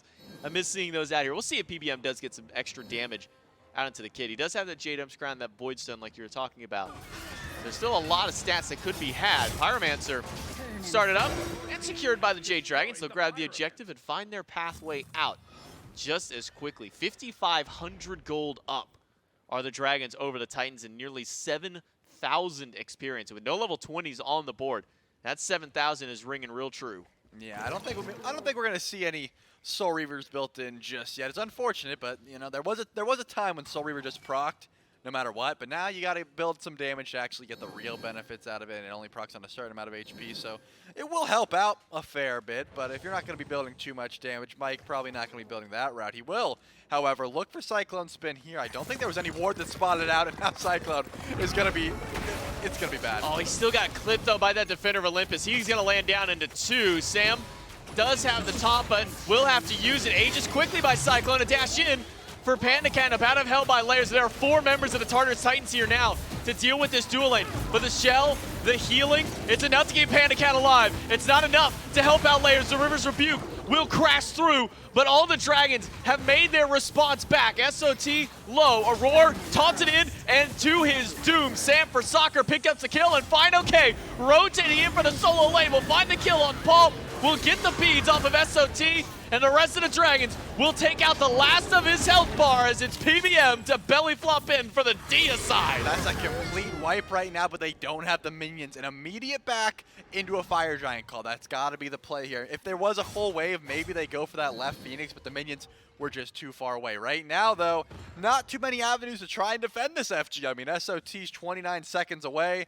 and doesn't have teleport. Cyclone Spin's ults down. No one is going to get here in time, and I think Cyclone Spin probably just going to go to the left side of the map and farm. It looks like Layers and Aurora are posturing towards this FG, but they just started. I figured they would have been halfway done by now, so maybe, no, I still think they're burning it too fast. They've got clean ults. Yeah, I mean, speed buff was a little bit more enticing here for Layers and Aurora, maybe thinking the burn was too fast. Aurora walking up, but Sam and Fine are just zoning them away. Taunted by Sam, and then Aurora will have to walk himself back. The Jade Dragons find a Fire Giant and a 9,000 gold lead only 20 minutes in.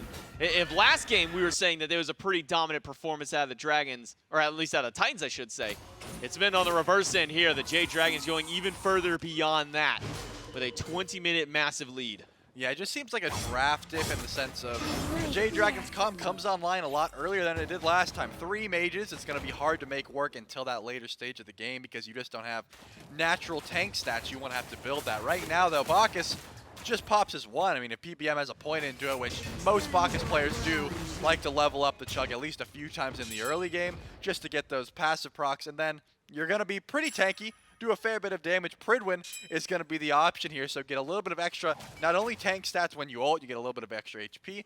It's also a little exploding health shield that will help you chase down if you need to, so going to be very difficult to deal with. PBM has been online for quite some time, and the whole Jade Dragons roster, about a 10k gold lead almost. Once these towers go down, it will get even heavier, but look at this right now. Sanford Soccer's on the right side of the map, and the Tartarus Titans are sort of grouped here. They might try to get aggressive onto Athena, or at least try to answer back some of these towers, but the Jade Dragons, they're going for blood. PBM is so tanky on this Bacchus, he'll be able to eat up a few tower shots on his own. You see Pagon and Pandacat grouping up together with a full minion wave. They can make their way up to this left side. Phoenix, Sam can rotate at any point that he needs with that Defender of Olympus, and Fine OK at least kind of zoning up in towards this mid. He'll be able to grab a couple of towers of his own. At least this tier 1 will fall to his name, to his credit.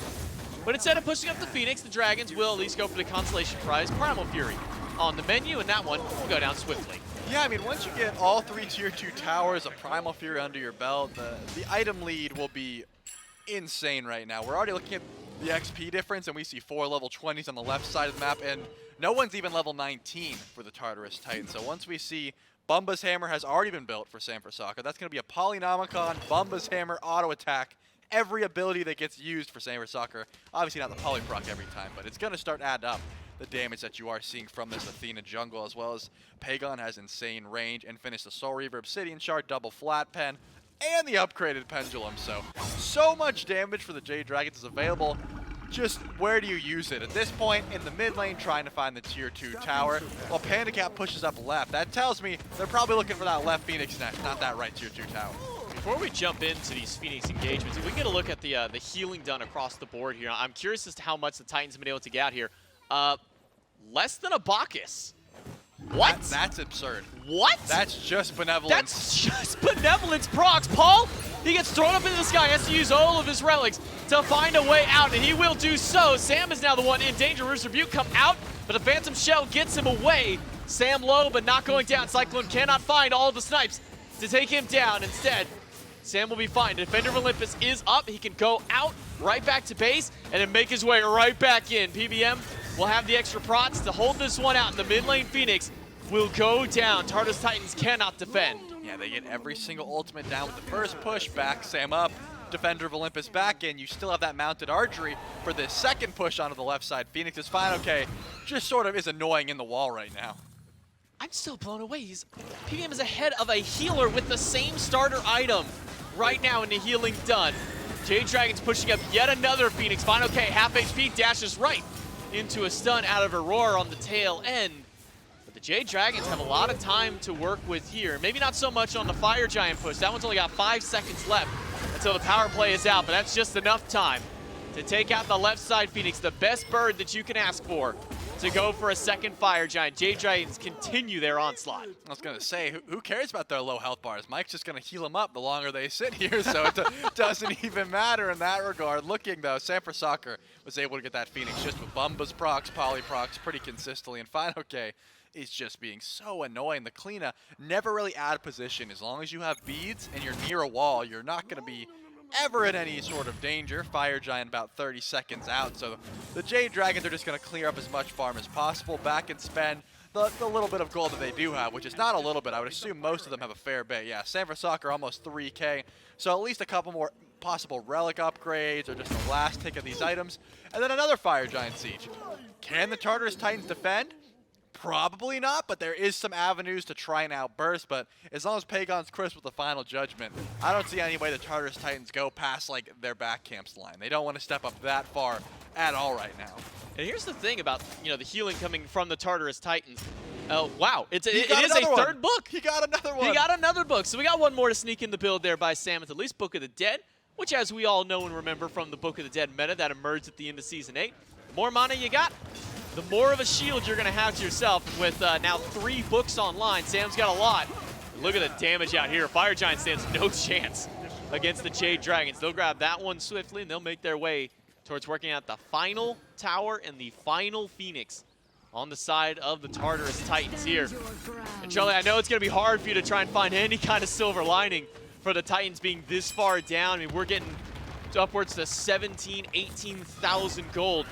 But what's the one pick they need to get back in this fight? I mean, trying to find a nice Rivers Rebuke here. You have the Phantom Shell available. It's going to be difficult, but you got to try and kill, I mean, Fine OK before you can go into the wall or get to Pagon in the back lane. It's going to be difficult because of how well the tanks have been playing on the Jade Dragons. And now they're sort of just waiting for those fire minions to push up before they start the siege. Someone is going to have to leave. Fine OK is distracting too. Rivers Rebuke do come out, but SOT is already down to a third of his health. PandaCat has to squeak his way out of there. He will get up onto the mounted archery, but Cyclone Spin puts him down. It's a 1-for-1 trade as the jungler now goes down. Layers is out. Pagon finds SOT, and Paul doesn't get any healing back. It's a double kill for Fine OK, and Aurora has the final point for the Dragons to take out before they get the deicide, and they'll be able to sweep away game number 3. The Jade Dragons can start out this best of 5 up 2-1 and put themselves on match point. Poor PandaCat, man. That was his one death of the game. He had to be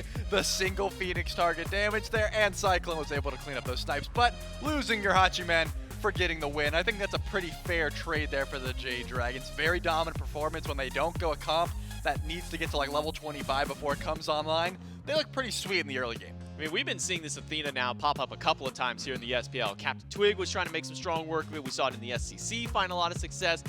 I don't know, man. This Athena is kind of a sneaky pick out here, and it seemed to work really well for the Dragons here in this third game. Yeah, Sanford Soccer knows how to use that global presence, knows how to be a good engage as well as disengage, and it looked pretty clean. I got to agree with you. Strong game 3 here out of the Jade Dragons. They put themselves in the lead 2-1 on the set. Can they close it out in game number 4? We'll find out right after this.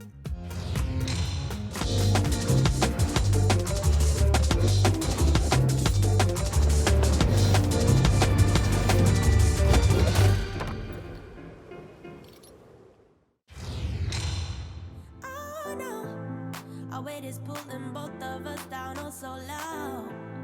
We don't know how to get it right. I can't decide if I should let you go. My heart is saying yes, but then my mind is saying no. I'm running out of ways to save my soul. So maybe I should give in to your boy. Oh, oh.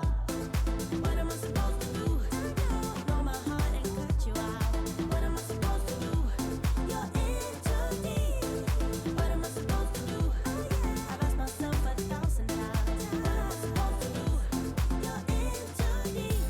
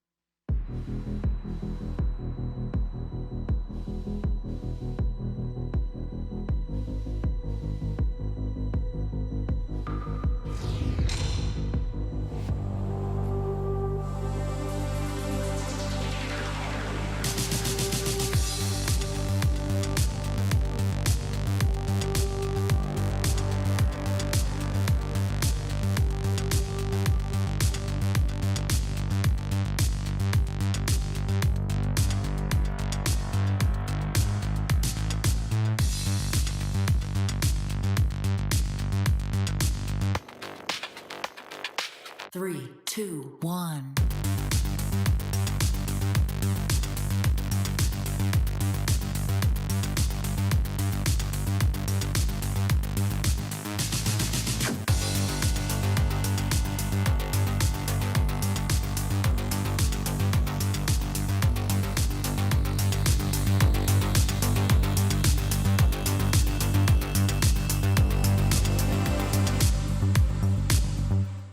The Dragons up 2-1 after a pretty convincing, I want to say, game number 3, although maybe not as full. No, that was convincing. I'm just going to leave it at that. And, of course, for those of you who are out there, you just watch that ad and you're like, man, there were a lot of cool games mentioned. I wonder how I can get a part of that. Well, I've got good news for you. You can join Prime Gaming and get access not only to all those free games that are going to be able to be out there, but also exclusive content, a free monthly Twitch subscription that you can use on any of your favorite channels. Any primers? Get it once every month. Any primers in chat, you throw it out there. There was that one time that I read every single name. That maybe not got today. up to me. Maybe not today. Maybe eventually. Maybe soon. You'll also get seasonal discounts and other surprise perks, along with all of the other stuff that you can get with Prime Gaming membership. So a ton that you can do right there. And immediately, I would say it's absolutely worthwhile if you're not already a Prime member. And if you are a Prime Gaming member, use that stuff, man. Get it while you have the chance. All of it is fantastic. And of course, if you're already using it, then you're going to be able to benefit from it. I know a lot of people, like, I love throwing my sub around pretty much to whatever channel I happen to be watching the most at the time it comes up. And so it has shifted like 7 different channels at any given time, as well as getting a lot of those games. I have a game library now in my Dude, Twitch it's box. so That big. is so, like, there's genuinely, I could spend the rest of my life playing games every day, and I might get through it by the time I'm like Probably 60. not. And even then, maybe Probably not. not. There's a lot of little fun indie games, of course, a lot of big name titles, as we saw in that video. Oblivion. Either way, I got Mifflin on the desk with me, and thank you again to Prime Gaming. And Mifflin, I'm sure you've been enjoying it as well, for sponsoring the SBL. I have been. Thanks for the Dragons for giving us a nice, interesting game number 2. We were a little worried, I think. Well, maybe not a little worried, but worried somewhat after game 2 how the Dragons were going to react and what they were going to do. And a lot of this game, they get ahead early, they kind of keep control, and then they ramp it up really hard towards the end. Yeah, this is a Jazzberry jammer through and through, man. I mean, it was very early on that the Jade Dragons were able to establish control and then leverage this composition that I had slated for maybe a 20 or so minute power spike. That's where I thought the composition was really going to be at its best.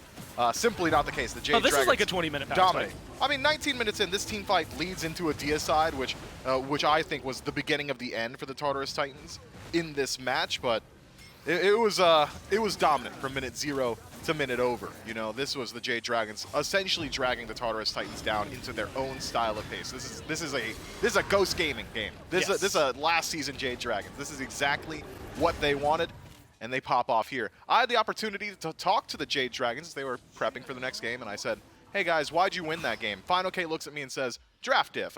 Once we got that Bacchus, we knew we were dominating the drafting phase. There wasn't much the Tartarus Titans could do about it. And then Sam for Soccer, as he rounded the corner, said, but every game's player diff. And that was it. That's all I got from him. Every game is player diff. But this one was also draft diff. In game 2, they got player diffed, and in game 3, they did the player diffing. Is that how that works? I think so, yeah. Okay. Okay. Yeah, well, you know what? He said it. Now let him have that. 4 kills total there for the Titans.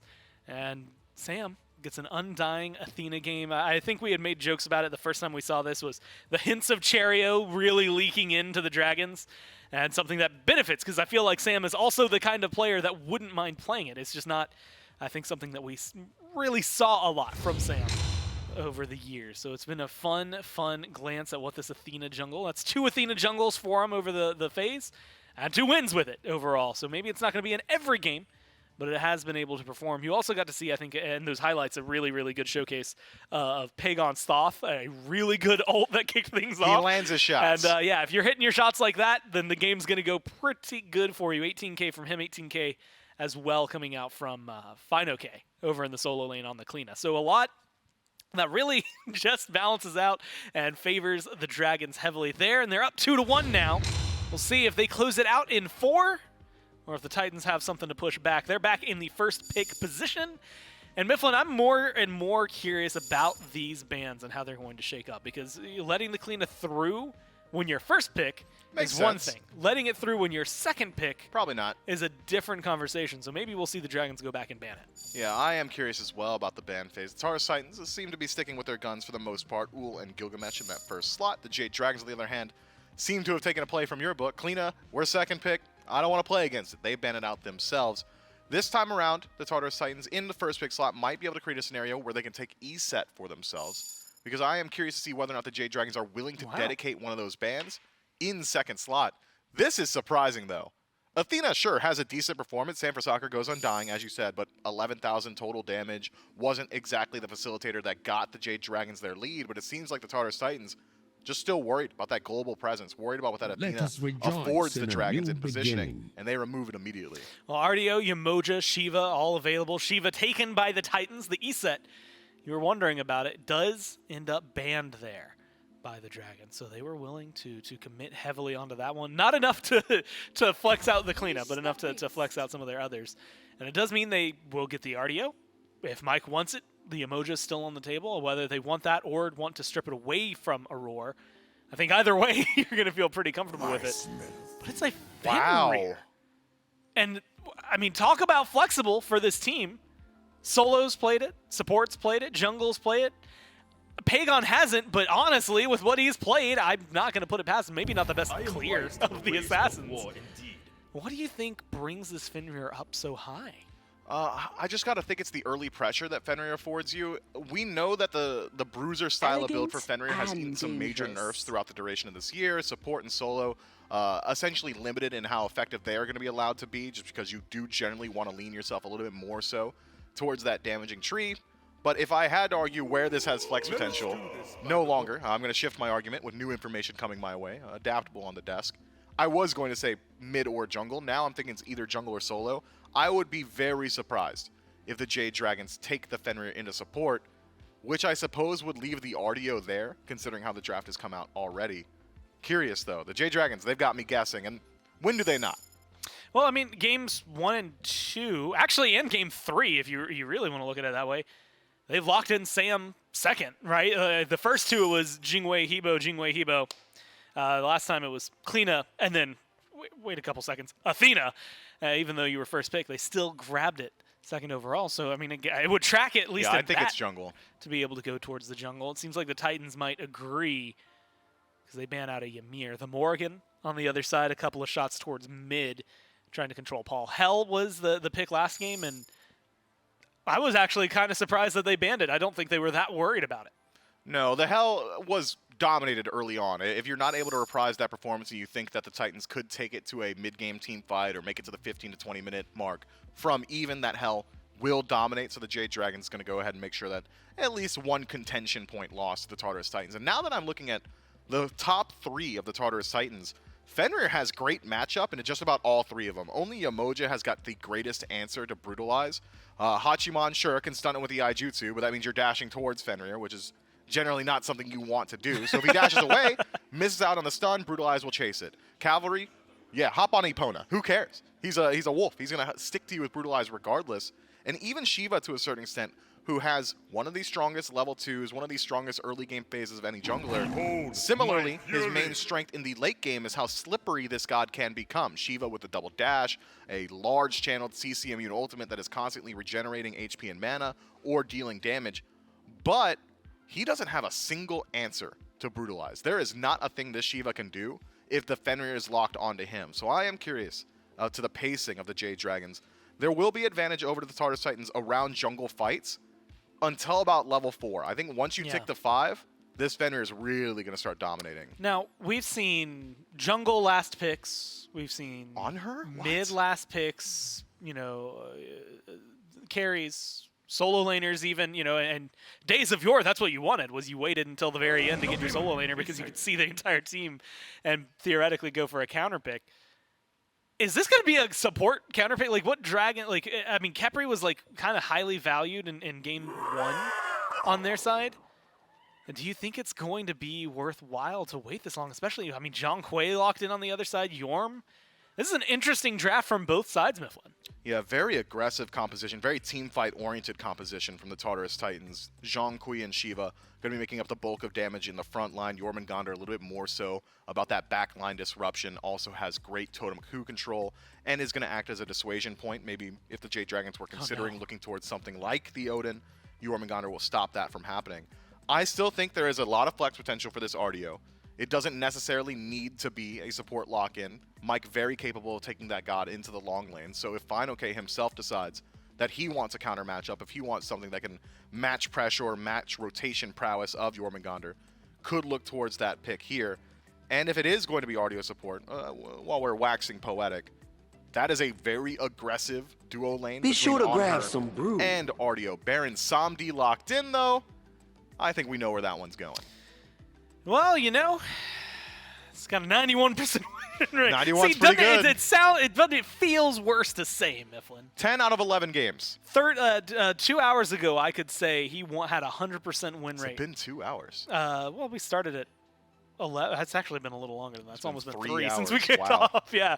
And, well, it could be ending all right here. Baron Samedi, though, up against this, you were talking about the merits of a Fenrir into the as a jungle pick up against the Shiva, up against the Hachiman. Hachi Yamoja versus On Her Baron. Not a matchup I personally have ever analyzed, so I want to get your thoughts on that one. On Her feels aggressive. Baron, you had mentioned earlier, still mage scaling, right? He might not be tanky early on, but his damage should be there. Is that something that the Dragons are going to be able to leverage? I'm thinking this is going to be a very volatile duo lane. Whichever one of these two teams pulls ahead in the early is likely going to run with that lead. If I had to hedge my bets on which one has the potential or higher potential to dominate the early, it's going to be the one that has On Her on it, right? That damage output that he brings, especially once he ticks over to level 5, is just so incredibly high. Sure, Hachiman an incredibly safe pick, but that ultimate takes a little bit of time to get you out of range of the Desert's Fury. So I think the Jade Dragons will likely be trying their best to get aggressive throughout the early. But that said, if the Titans decide, okay, look, it's an On Her, he's going to fall off come late game, doesn't have the same level of stims that maybe a Hachiman does with a Heavenly Banner, let's just slow play the laning phase. They've got a great composition for that. Yamoja with constant healing, Hachiman being one of the safest hunters. I think the Tartarus Titans, if they so choose, can just straight up decide to play the game anywhere besides the duo lane. They can go play around their mid laner, Zhang Kui, who doesn't need to worry about Fenrir nearly as much as this duo lane would. That stun from him, going to deal with the Brutalize very well. If it's going to become an elongated team fight, well, I think the ultimate from Zhang Kui probably going to match that damage output, if not outdo the Thoth throughout the early game. I think the Titans likely will be looking at that mid 3v3 or potentially the soul lane to find their pressure. Well, it's going to be fun to watch where maybe the Titans find their pressure. First off, I guess for the Dragons as well, just interesting to see. Yeah, again, man, I feel like I'm putting a lot of weight on it. It is disappointing that it got knocked down off 100. But 91 still leave him really alone, good. Man. He locked it in. It's his fault. I can't. The Fenrir, it feels so almost out of place just from what we've seen out of the last few months. But we'll find out whether or not it's going to work out for them. One for the Titans in game number 2. Can the Dragons make it look just as good? We'll find out in game 4. Tartarus Titans need this win to push on to game number 5 and keep their chances alive in this set, at least here up against the Jade Dragons. And as we hop right back in, yeah, it is unfortunate to say that the Baron's no longer 100% win rate, but I won't complain. Or, not the Fenrir, the Baron Samdi there, at least over here for PBM. But I won't complain about the fact that he's got a 90+%. That's still a pretty strong number to have there. J-Mac, Charlie, and Doug in game number 4. And look at what Paul is starting up here, Trelly. Tier 1 towards potentially Warlock staff right out the gate. Yeah, it's got to be Warlock staff. I mean, we saw it a few times in the SEC where people are trying to experiment with this Warlock staff. I mean, it doesn't have to be, I suppose. There's a few, it could be anything, really, but more often than not, more often than not, I think the Warlock staff is going to be the option here. For the Zhang Kui, the Eye of the Jungle is going to help you out with trying to be a little bit tankier late game, give you some attack speed, that sort of thing, and just be a little bit harder to deal with. I think recognizing number one, you're getting outranged by Thoth. Number two, you're getting ulted by Fenrir. So trying to live through that should be Paul's objective here. The honor pick, to me, makes a lot of sense. Panda Cat specifically has been on a lot of no-pressure characters the past couple games, and he just wants to 1v1 and get in there. Probably just bored of going, double Jing Wei into, I believe, Hachi himself. So just saying, hey, I want more pressure. I don't want to sit back anymore. I'm tired. This has been a long set, and I want to brawl. That's what this honor pick tells me. And this Shiva Jormungandr got a lot of pressure for the Titans in game one to start the game out. That didn't translate so well in towards the late game. We'll see if that can be a difference here in game number 4 of this set. We do see the jump in by Sam. He'll get some good damage, but a lot of damage thrown right back at him. A spit from SOT, but a good sweep, or at least some good slow there by Final K, I should say. Will hold back SOT from really going in too deep. He'll still find the knock-up onto one, but Final K has got a lot of CC early on in this RDO to keep his jungler alive. Yeah, looks like Sam is going to go for these back camps immediately, trying to get them before Layers has the opportunity and try and steal them away. Pagon has the pull as well, so Layers not going to be able to steal away those, but probably gets the other back camps. Just going to make sure that Sam for Soccer does not tick over to level 3. And is going to look for some action in this backline. Right now, Layers is a full level, which means a full ability, which means Sam probably doesn't want to try and fight in that jungle. Left side of the map, though, we did expect an aggressive start for the Jade Dragons, but against Yamoja Hachi, they're not just going to be rolled over by a little bit of CC. They have a good bit of sustain, and Cyclone Spin is taking this engagement as well. PBM will find the root on Cyclone, does eat the full duration of that one, so it allows Panda Cat to jump on in and get some autos there up against the enemy ADC. Jade Dragons now have that pressure in the dual lane that the desk was talking about it being a very volatile matchup that could go back and forth. And I imagine that might be where we see that first blood potentially spill between these two teams. The question is which one is going to make the aggressive push in. Final K will dash up towards SOT, and maybe not into the dual lane. Maybe it's just going to be here in the solo lane.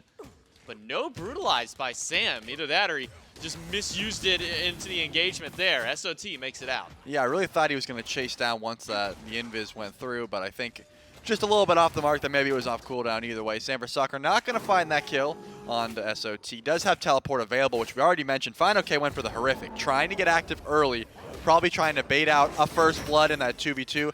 Didn't quite work out. I'd use it more for peel there just because they didn't have that pressure in the 2v2. And now you have a horrific Emblem Ardia who can't teleport to lane. Sure, late game, it's going to be a lot better in the team fight, but right now, you're probably going to be hurting for farm a little bit. SOT taking over to level 5 where Final K can't quite match that because he's running to lane right now, pretty far away at that tier 2 tower. Roar finds a nice little stun here, but not going to be able to invade that Harpy. Yeah, I'm going to be watching, Paul, to see if it is going to be that Warlock staff we did talk about earlier. Most likely so. I mean, I don't see a reason why you would rush Ethereal or Gem of Isolation or, God forbid, what, Rod of Asclepius, the other item. I almost forgot that item existed. It's been so long since we've seen it in any kind of competitive setting here. Sam sitting in the jungle. Layers trying to get active on this left-hand side. Roost Rebuke out of a roar. Will lock down PBM. A pull back in by Layers. A knock-up. And the River's crash down will be good enough. First blood goes to the Tartarus Titans, but can Sam find a response? He'll grab Cyclone Spin and get the beads off the Hachiman. But it's first blood for the Titans. Yeah, solid answer back, but you really had no good target there. Layers has all the CC immunity in the world built into the kit.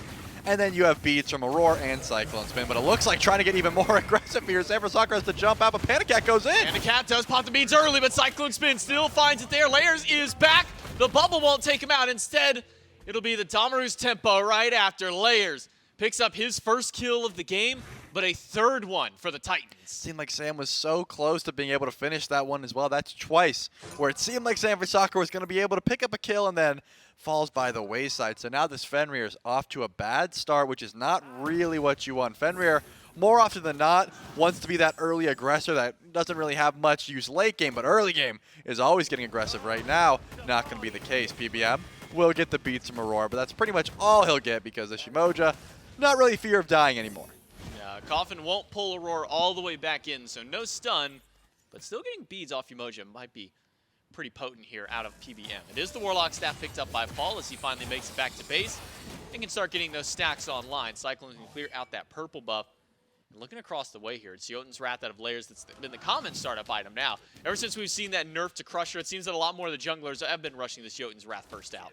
Yeah, I just think the extra cooldown is going to help you out a ton. Trying to match your ultimate cooldown with the Ragnarok so you always have CC immunity is probably going to be pretty important in this matchup, because right now, the duo lane has no beads. That's the whole duo lane. Cyclone Spin and Aurora would be two solid targets for Sam for Soccer if he can make it over there.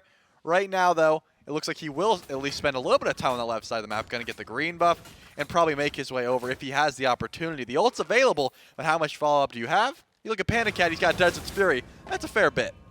That's going to be good there. Brawler's Beat Stick, though, the first item for Sam. So not going for the same cooldown route that Layers had opted for, but he doesn't need it because he'll pick up Aurora right into a Final Judgment. But is the Riptide's going to be able to get him out? No, the root from the Wrap It Up out of PBM is enough to lock down Aurora and set up for the kill for Pagon to finally put the Dragons on the board. Yeah, nice Final Judgment there to answer back. Aurora was extremely tanky there. I thought that just the Final Judgment and a Brutalize would be enough, but Aurora, if he had a few more Riptides, might have been able to zoom his way out of there. Cyclone Spin will take away the Harpy and now has to run away. Good pillar there. Has the ultimate, but probably not going to be in danger. Layers blinks in, though. But Desert's Fury is going to help out Panda. Good lord, Sam's damage. Coming out amongst that, the 2v1 goes the way of the Jade Dragons. Paul now rooted out in the mid lane as well up against Pagon. Luckily for Paul, though, there is no Final Judgment to await him after.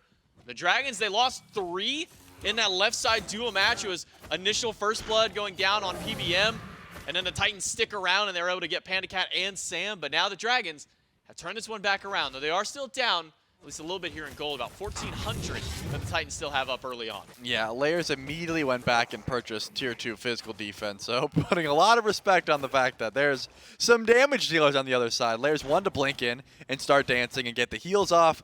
Not going to be the case. Pretty much immediately put in the dirt. So Sam for Soccer, while behind, Brutalize is still going to hurt, and you have no way of disrupting that, at least right then in that situation. If you're around your tanks, you know, obviously Aurora could help out, even Cyclone Spin could, but Layers himself is not going to have a good time. Aurora, though, is invading the red. Pagon will ult it, and now the rivers are down.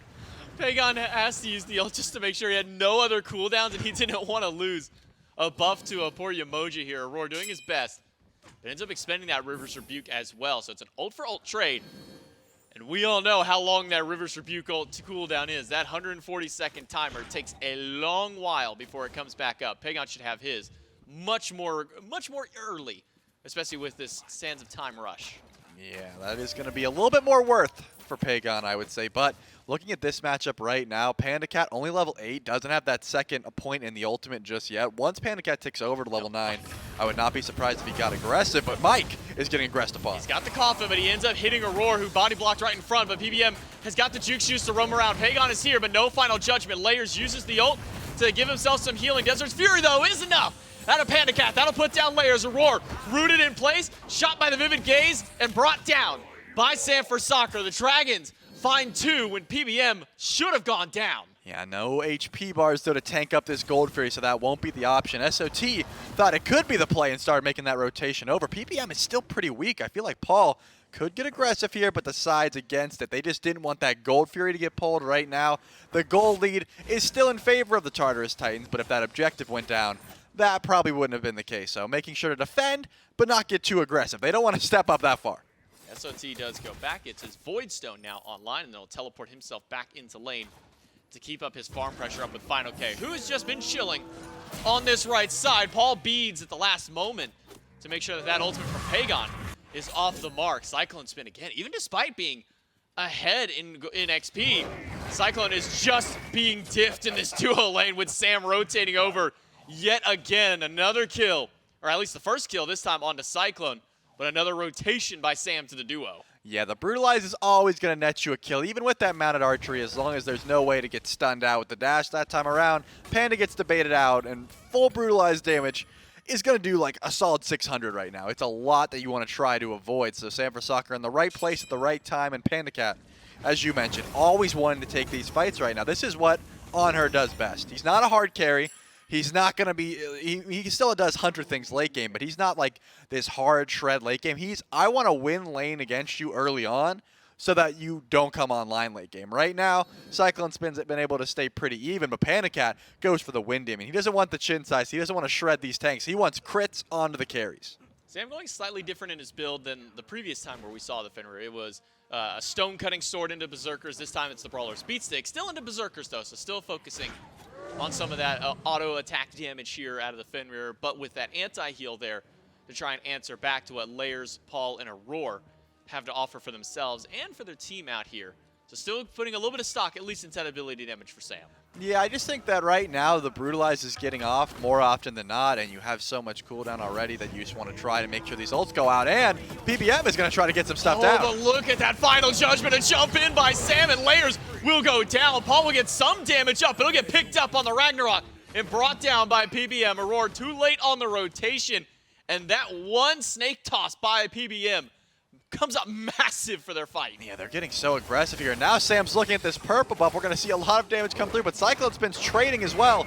But you don't take those, man. You have to get away from Brutalize, or you're going to get pretty much 100 to 0'd by it, as we just saw. And this time, Gold Fury will get pulled, and I don't think anyone's even close to try and make it over to this one. Do they have the damage for it, though, is the question, because look at how much Panda Cat has eaten here. Oh, no, Sam not again. Can sustain up. No, they've got plenty of damage. Why did I even quit? Oh, I just saw what Sam did to Cyclone. Of course they've got enough damage out here. We do get to take a look back towards that mid lane team fight and see what exactly went through with Sam's rotation in. And we see that one snake. Layers goes in and actually spreads the snake over to Paul, I believe, and ends up making a massive little small misplay there. I say small, but it ends up paying massive for the team. Jade Dragons, sure they lose out on those very early skirmishes, but they're just coming back to punch back every single team fight, Trelly. I mean, yeah, it seemed like Layers did catch Paul and not let him get pulled in by the ult, but also ended up taking way too much damage. Could have left his mid by the wayside, said, I'm going to dance away, you good luck. But tried to catch him, didn't let him get pulled in by the coffin, and then that, in turn, made it so that Pagon could hit a very chunky final judgment, get the 2 kills and the Gold Fury after the fact. So now the Jade Dragons, for the first time in the game, they've had the kill lead. Now they have the gold lead as well. They were a bit behind up until those stages we just saw. And now about 2K, so not going to be too crazy. Right now SOT has a lead on FineOK, at least in the XP department. So not completely out of the woods yet. It's pretty early on still, and on her, Fenrir should be getting pressure right now, but Shiva also has a pretty solid early game, and Layers has not gotten off to a great start. 1-3 right now for the jungle of the Titans. GBM misses the heal, goes up onto the coffin, will stun Aurora for a final judgment out of Pagon. A lot of damage still. They wrap it up, holding Aurora in place. A dash in by Pagon will root Aurora one more time, and a leap in by Sam will put him down. Aurora falls, and Paul gets picked up and brought through, but the beat is good. Layers able to turn around one, but Sam finds the double kill. Layers will dance away as fast as he can. SOT and FineOK have rotated to the fight, but the World Serpent has got to be extended by SOT if the Titans want to survive this fight.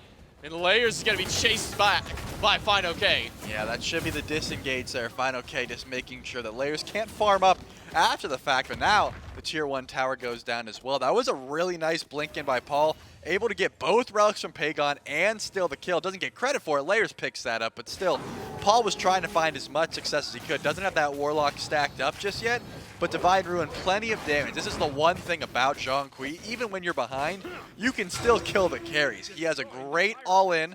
He's still able to get that damage off, but trades his life in the process. And now, Pyromancer also going to go the way of the Jade Dragons. So a pretty convincing 2 sets of fights right now. Sanford Soccer, I didn't even realize how many last hits he was able to get. 6-1 right now on this Fenrir. So has a pretty commanding lead in that jungle, and outright gets that hi-rez Lament. So even more damage coming his way. It's just brutal amounts of damage coming from Sam right now. Like you said, 6-1-4, and assists across the board. Pagon, though, he's only gotten 1 kill himself. 6 assists to his name and to Mike's right now. The Titans, much like the Dragons in these previous matchups, where even though the Dragons were down, they were still fighting back against the Titans. They're doing the same here.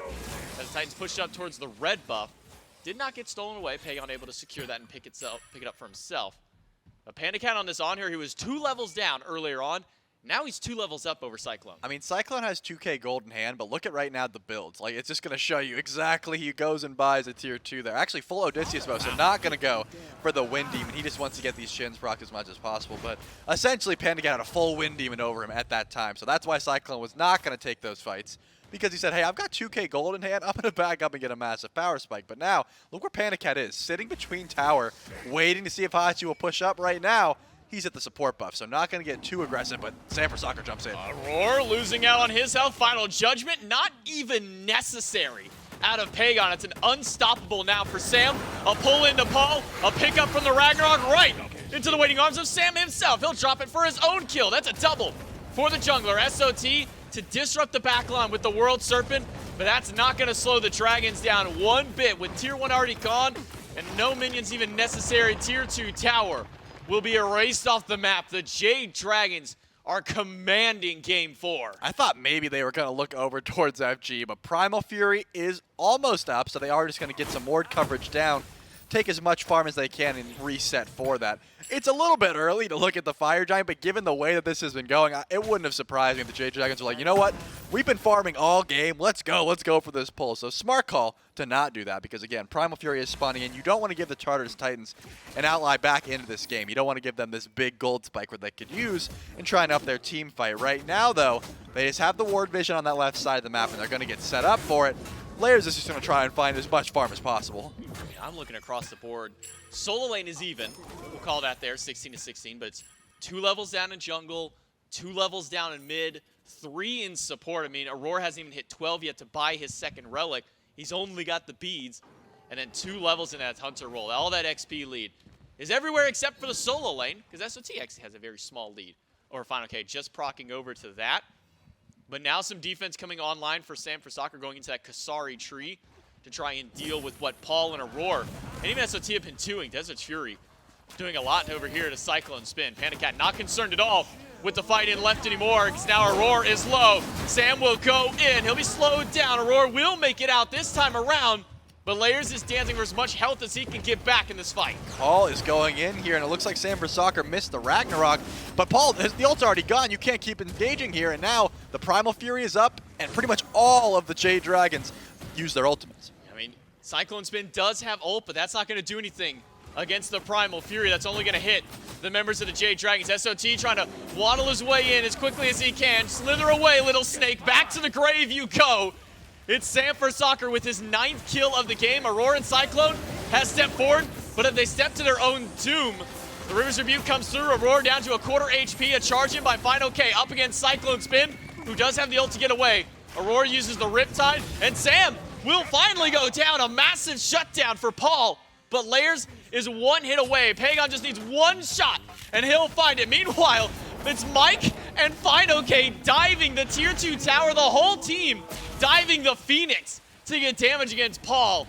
But that Tier 2, there's still a Tier 1 there, Dragons. You got to keep walking back. I mean, that was absolutely absurd. They just dropped the Primal Fury and tried to chase as far as possible. You have one silver lining if you're a Tartarus Titans fan, and that's that Paul just got a massive shutdown onto Sam for Soccer. Besides that, though, a pretty commanding team fight for the Jade Dragons. You know when Pagon uses Final Judgment just to like assert dominance over Paul there, just to say, hey, I just want to ult you because I could.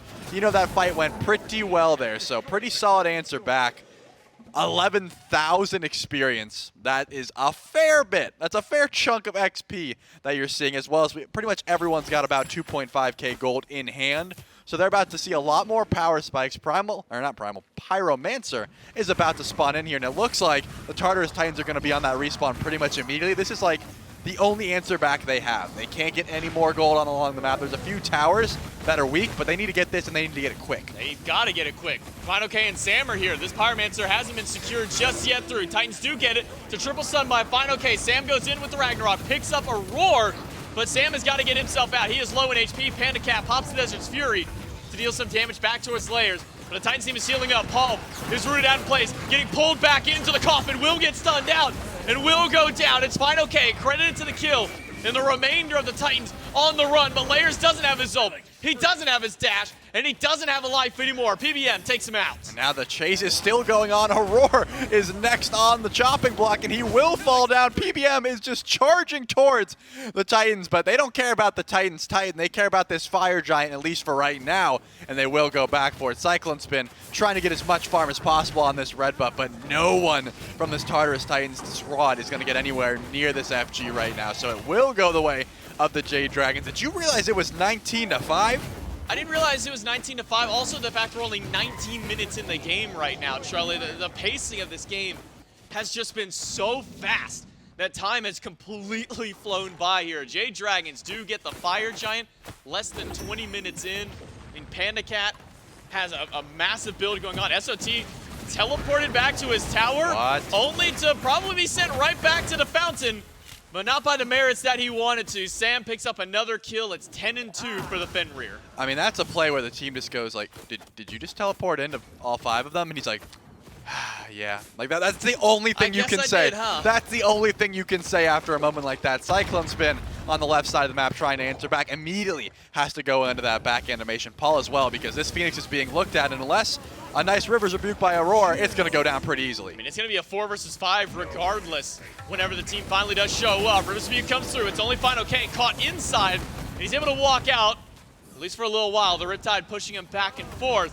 But the coffin is back up for PVM. That'll get the beads away from Paul. And a Ragnarok onto Cyclone Spin gets the beads away from the Hunter. The Jade Dragons are simultaneously destroying the Phoenix and destroying the health bars of the Titans. And Panda Cat all by himself will assert the ultimate dominance, taking down Aurora inside of his own base. He hit the pillar stun, man. Once you can hit the pillar impale, he didn't even care that his team was leaving him. He wanted to make sure that he could find that kill. Panda Cat 4-1 right now. Pretty close to upgrading this starter item as well. Only level 19 at 21 minutes. So trying to get a little bit more farm here so they can continue upping this build. To be fair, right Phoenix down, the worst of the bunch if you want to make sure that you have to defend the next Fire Giant. That one's not going to be the one you want to go for, but the Jade Dragons probably not worried about anything being defended against them because it's 11,000 gold in the lead. They just have to, they could really cherry pick exactly what they want to do, and there's no one that can really stop them. And I'd say finally they got a little bit low there, but upgraded a few more items, about to build into either a Spirit Rope or a Mantle of Discord. It's pretty much just Cyclone Spin's got some decent shred, and Paul has some damage as well. That's the main highlight point of what the Tartarus Titans are doing, but Paul has no beads, remember, and Final K is being a nuisance. Final K is just bullying Paul inside of his own jungle at this point, all the way back by the green buff. Still one tower left standing on the map for the Jade Dragons to knock down. Sam will go for a 2v1 fight against Cyclone Spin. Will cancel the Brutalize to get the Ragnarok, and the 2v1 solo kill for Sam. He can probably just do it all by himself on this side. What is SOT going to do? He has to use the World Serpent to get away. He is just breathing his last breath to try and stop Sam. And Fido K will zone 3 Titans. The other 3 Titans, by the way, all by himself. Yeah, smart play by SOT to keep Sam along as long as possible, but Sam Soccer is chasing him down. He's not letting him back, and he's going to continue chasing, but the teleport, I don't think will be able to be stopped in time. So now he will be able to join the fight, and PBM goes into the coffin. Sam Soccer still in mid, won't be able to help just yet. Players did use that dash to at least avoid being pulled back in, but Final K is still fighting 3 of them. Hagon with the evade and the punish will take down Aurora. 2 gone on the side of the Titans. 8 seconds till Cyclone is back up. Left side Phoenix is gone. Paul is gone as well. Panda Cat takes him down with the Desert's Fury, and Layers will not make it out either. It's another kill for Sam Soccer. Put 12 on the board and put 3 up for the Jade Dragons. They will take down the Tartarus Titans here in day 1 of the seeding tournament with a nice 3-1 set win. No way they panic in just yet. They gotta kill Cyclone. Triple kill for Panda Cat, and then finally they will find that kill. You know, the Jade Dragons lost 1 game this set, and the 1 game they had, they drafted a very hard late game comp, and they said, if we don't fall late game, do we just win? The answer was yes, and then the answer was yes again. An overwhelming yes this time around. The Jade Dragons looked extremely solid. Sam Soccer pretty much finding success everywhere he went, and Panda Cat just did not let go of the W key. Yeah, I mean, game 1 went, what, like 40 minutes? And so the Dragons like, okay, well, if we're going to drag to these late games, then we'll draft late. Didn't end up happening in game 2. From game 2 onward, we're looking at like 25, even sub 30-minute games, and that's where the Dragons comps, at least in these last 2, are able to shine through. Jade Dragons will pick up the set 3-1 over the Tartarus Titans. If you're a Titans fan, don't worry. This doesn't hold any elimination here. That just means now the Titans will be fighting for 3rd and 4th seed tomorrow. The win by the Dragons here, it's a nice little startup for them. We'll take it to a break, and the desk will break down the set.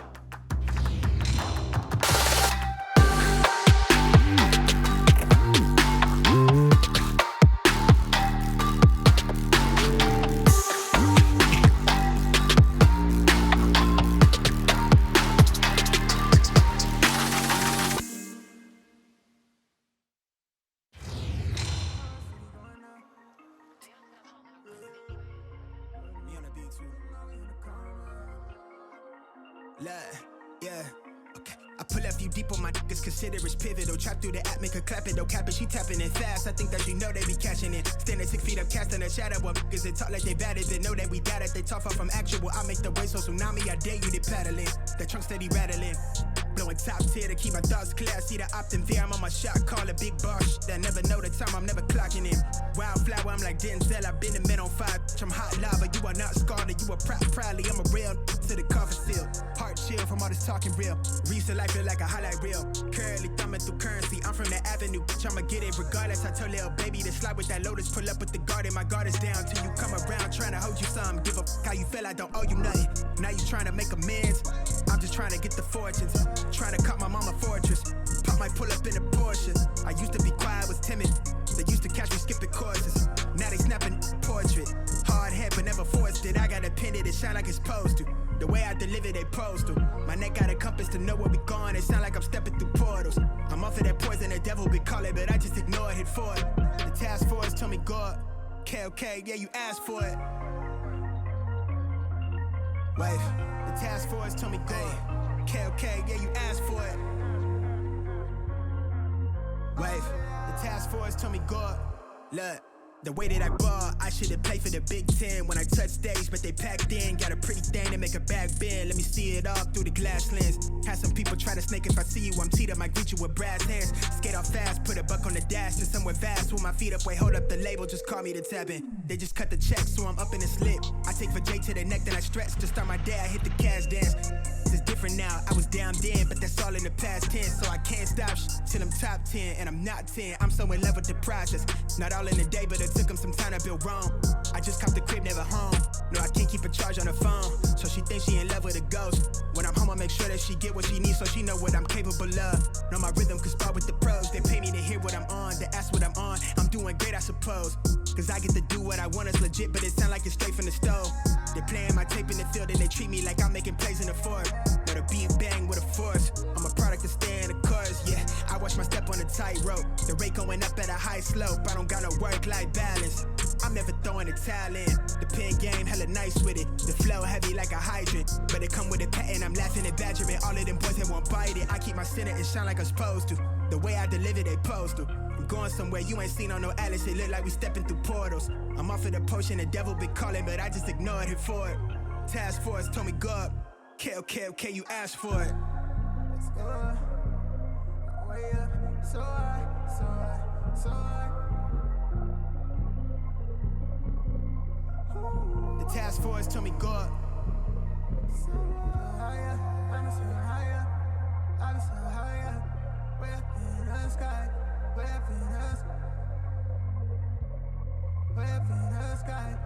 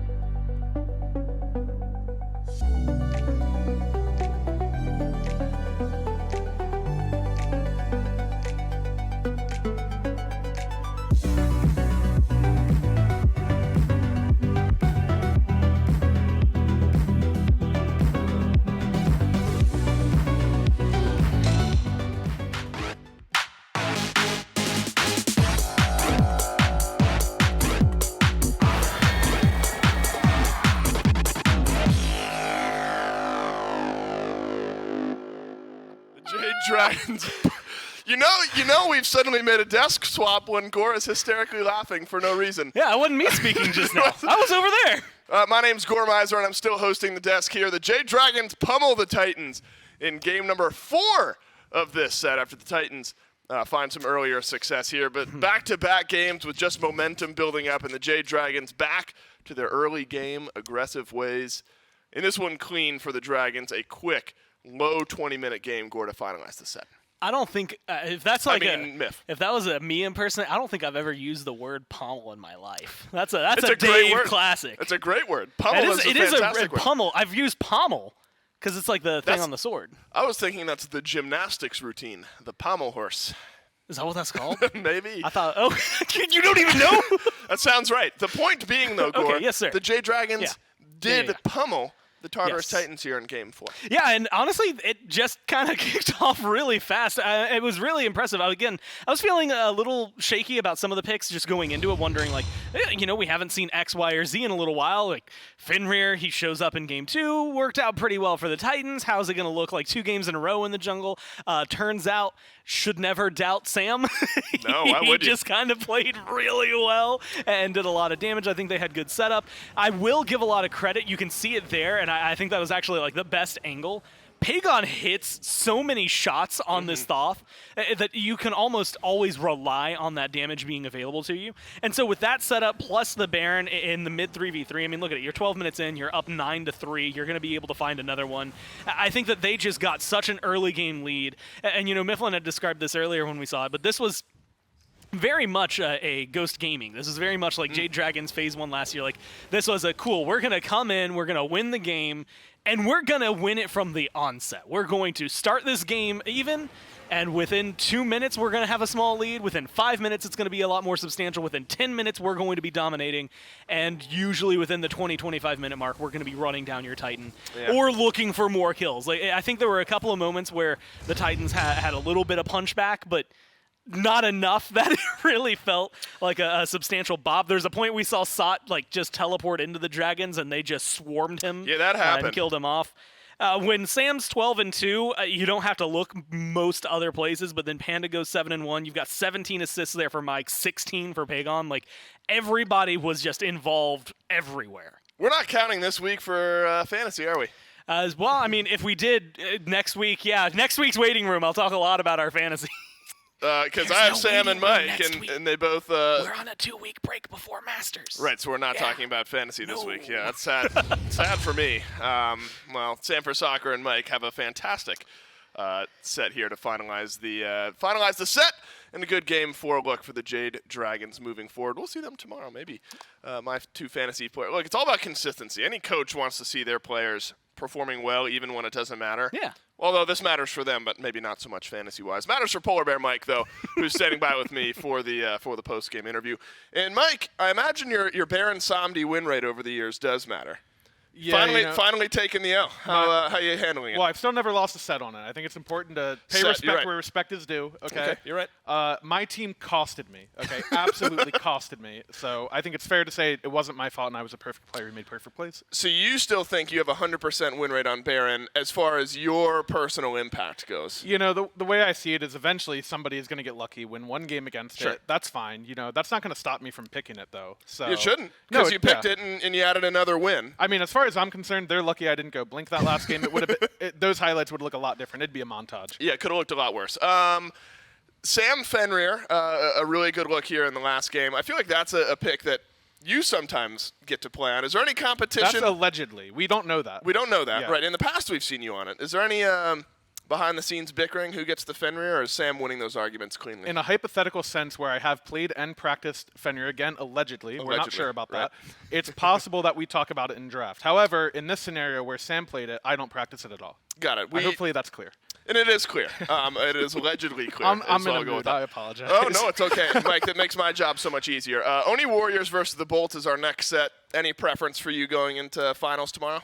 We scrimmed versus both all week. I think both look really good. I don't have a preference on who we play. I think they both play pretty different stuff, and I've seen some really cool picks from both of them in scrim, so I just hope they show them, and it's a fun set. You've allegedly scrimmed them. Hypothetically, if we were to practice at all, which we don't, we would have scrimmed them, yes. Got it. Well, a team with no practice at all looks pretty good in a set here against the Titans. Congrats on the win. We'll see you guys playing tomorrow. Thanks. Have a good day. Lots of hypotheticals here, Goran. That's why it's just so hard to predict this Jade Dragons. Like, theoretically, if they had actually won that set, and if that set was played. Now we're getting existential. It is Pommel Horse, by the way, is the gymnastics routine. Okay. Was that put in desk content for you? No, I looked it up while you were analyzing things. I'm like, so who's helping you? Who's got your back? Myself. You. I got my own You back. got your back. And I think it's a good look for the Jade Dragons, and I think Mike looks at it in the proper way. If you look at Oni Warriors versus Bolts, still feeling like confident moving forward regardless of who they end up playing tomorrow. One set in the books, and that is the Jade Dragons 3-1 over the Tartarus Titans. One more set today, and we will find out who the Jade Dragons play in the finals tomorrow. Olympus Bolts. And wouldn't you believe it, the Oni Warriors are in there, Gormizer, a team that has finally hit its stride, finally found some success, and a chance to win a phase if they're able to win a couple of sets. Yeah, I said it during waiting room. I think if you go back to the beginning of the year, or realistically, let's have more fun with it. If you're dropped in the middle of last year at any given point, and you said, hey, by the way, less than a year from now, you're going to be talking about the Oni Warriors going into a top 5 or a top 4 LAN scenario. Yeah, I don't believe you. I think everyone goes, what happened? Like, whose roster blew up, right? Like, two of them had to disappear to be able to bump them up. No, they're just playing really well, as it turns out, and they've had that capability the whole time. I'm excited to watch this one. I think the Bolts have been on fire lately as well, so this one's a really big jungle matchup. I think Lasber and Cuvo is going to be fun to watch. Everything about this set is going to be a treat. Agreed. I think what's making both of these two teams look so good are their increase in jungle play. Lasbra versus Cuvo Fred, one of my matchups to watch. Oni Warriors versus the Olympus Bolts, and our second best of 5 of the day coming up next.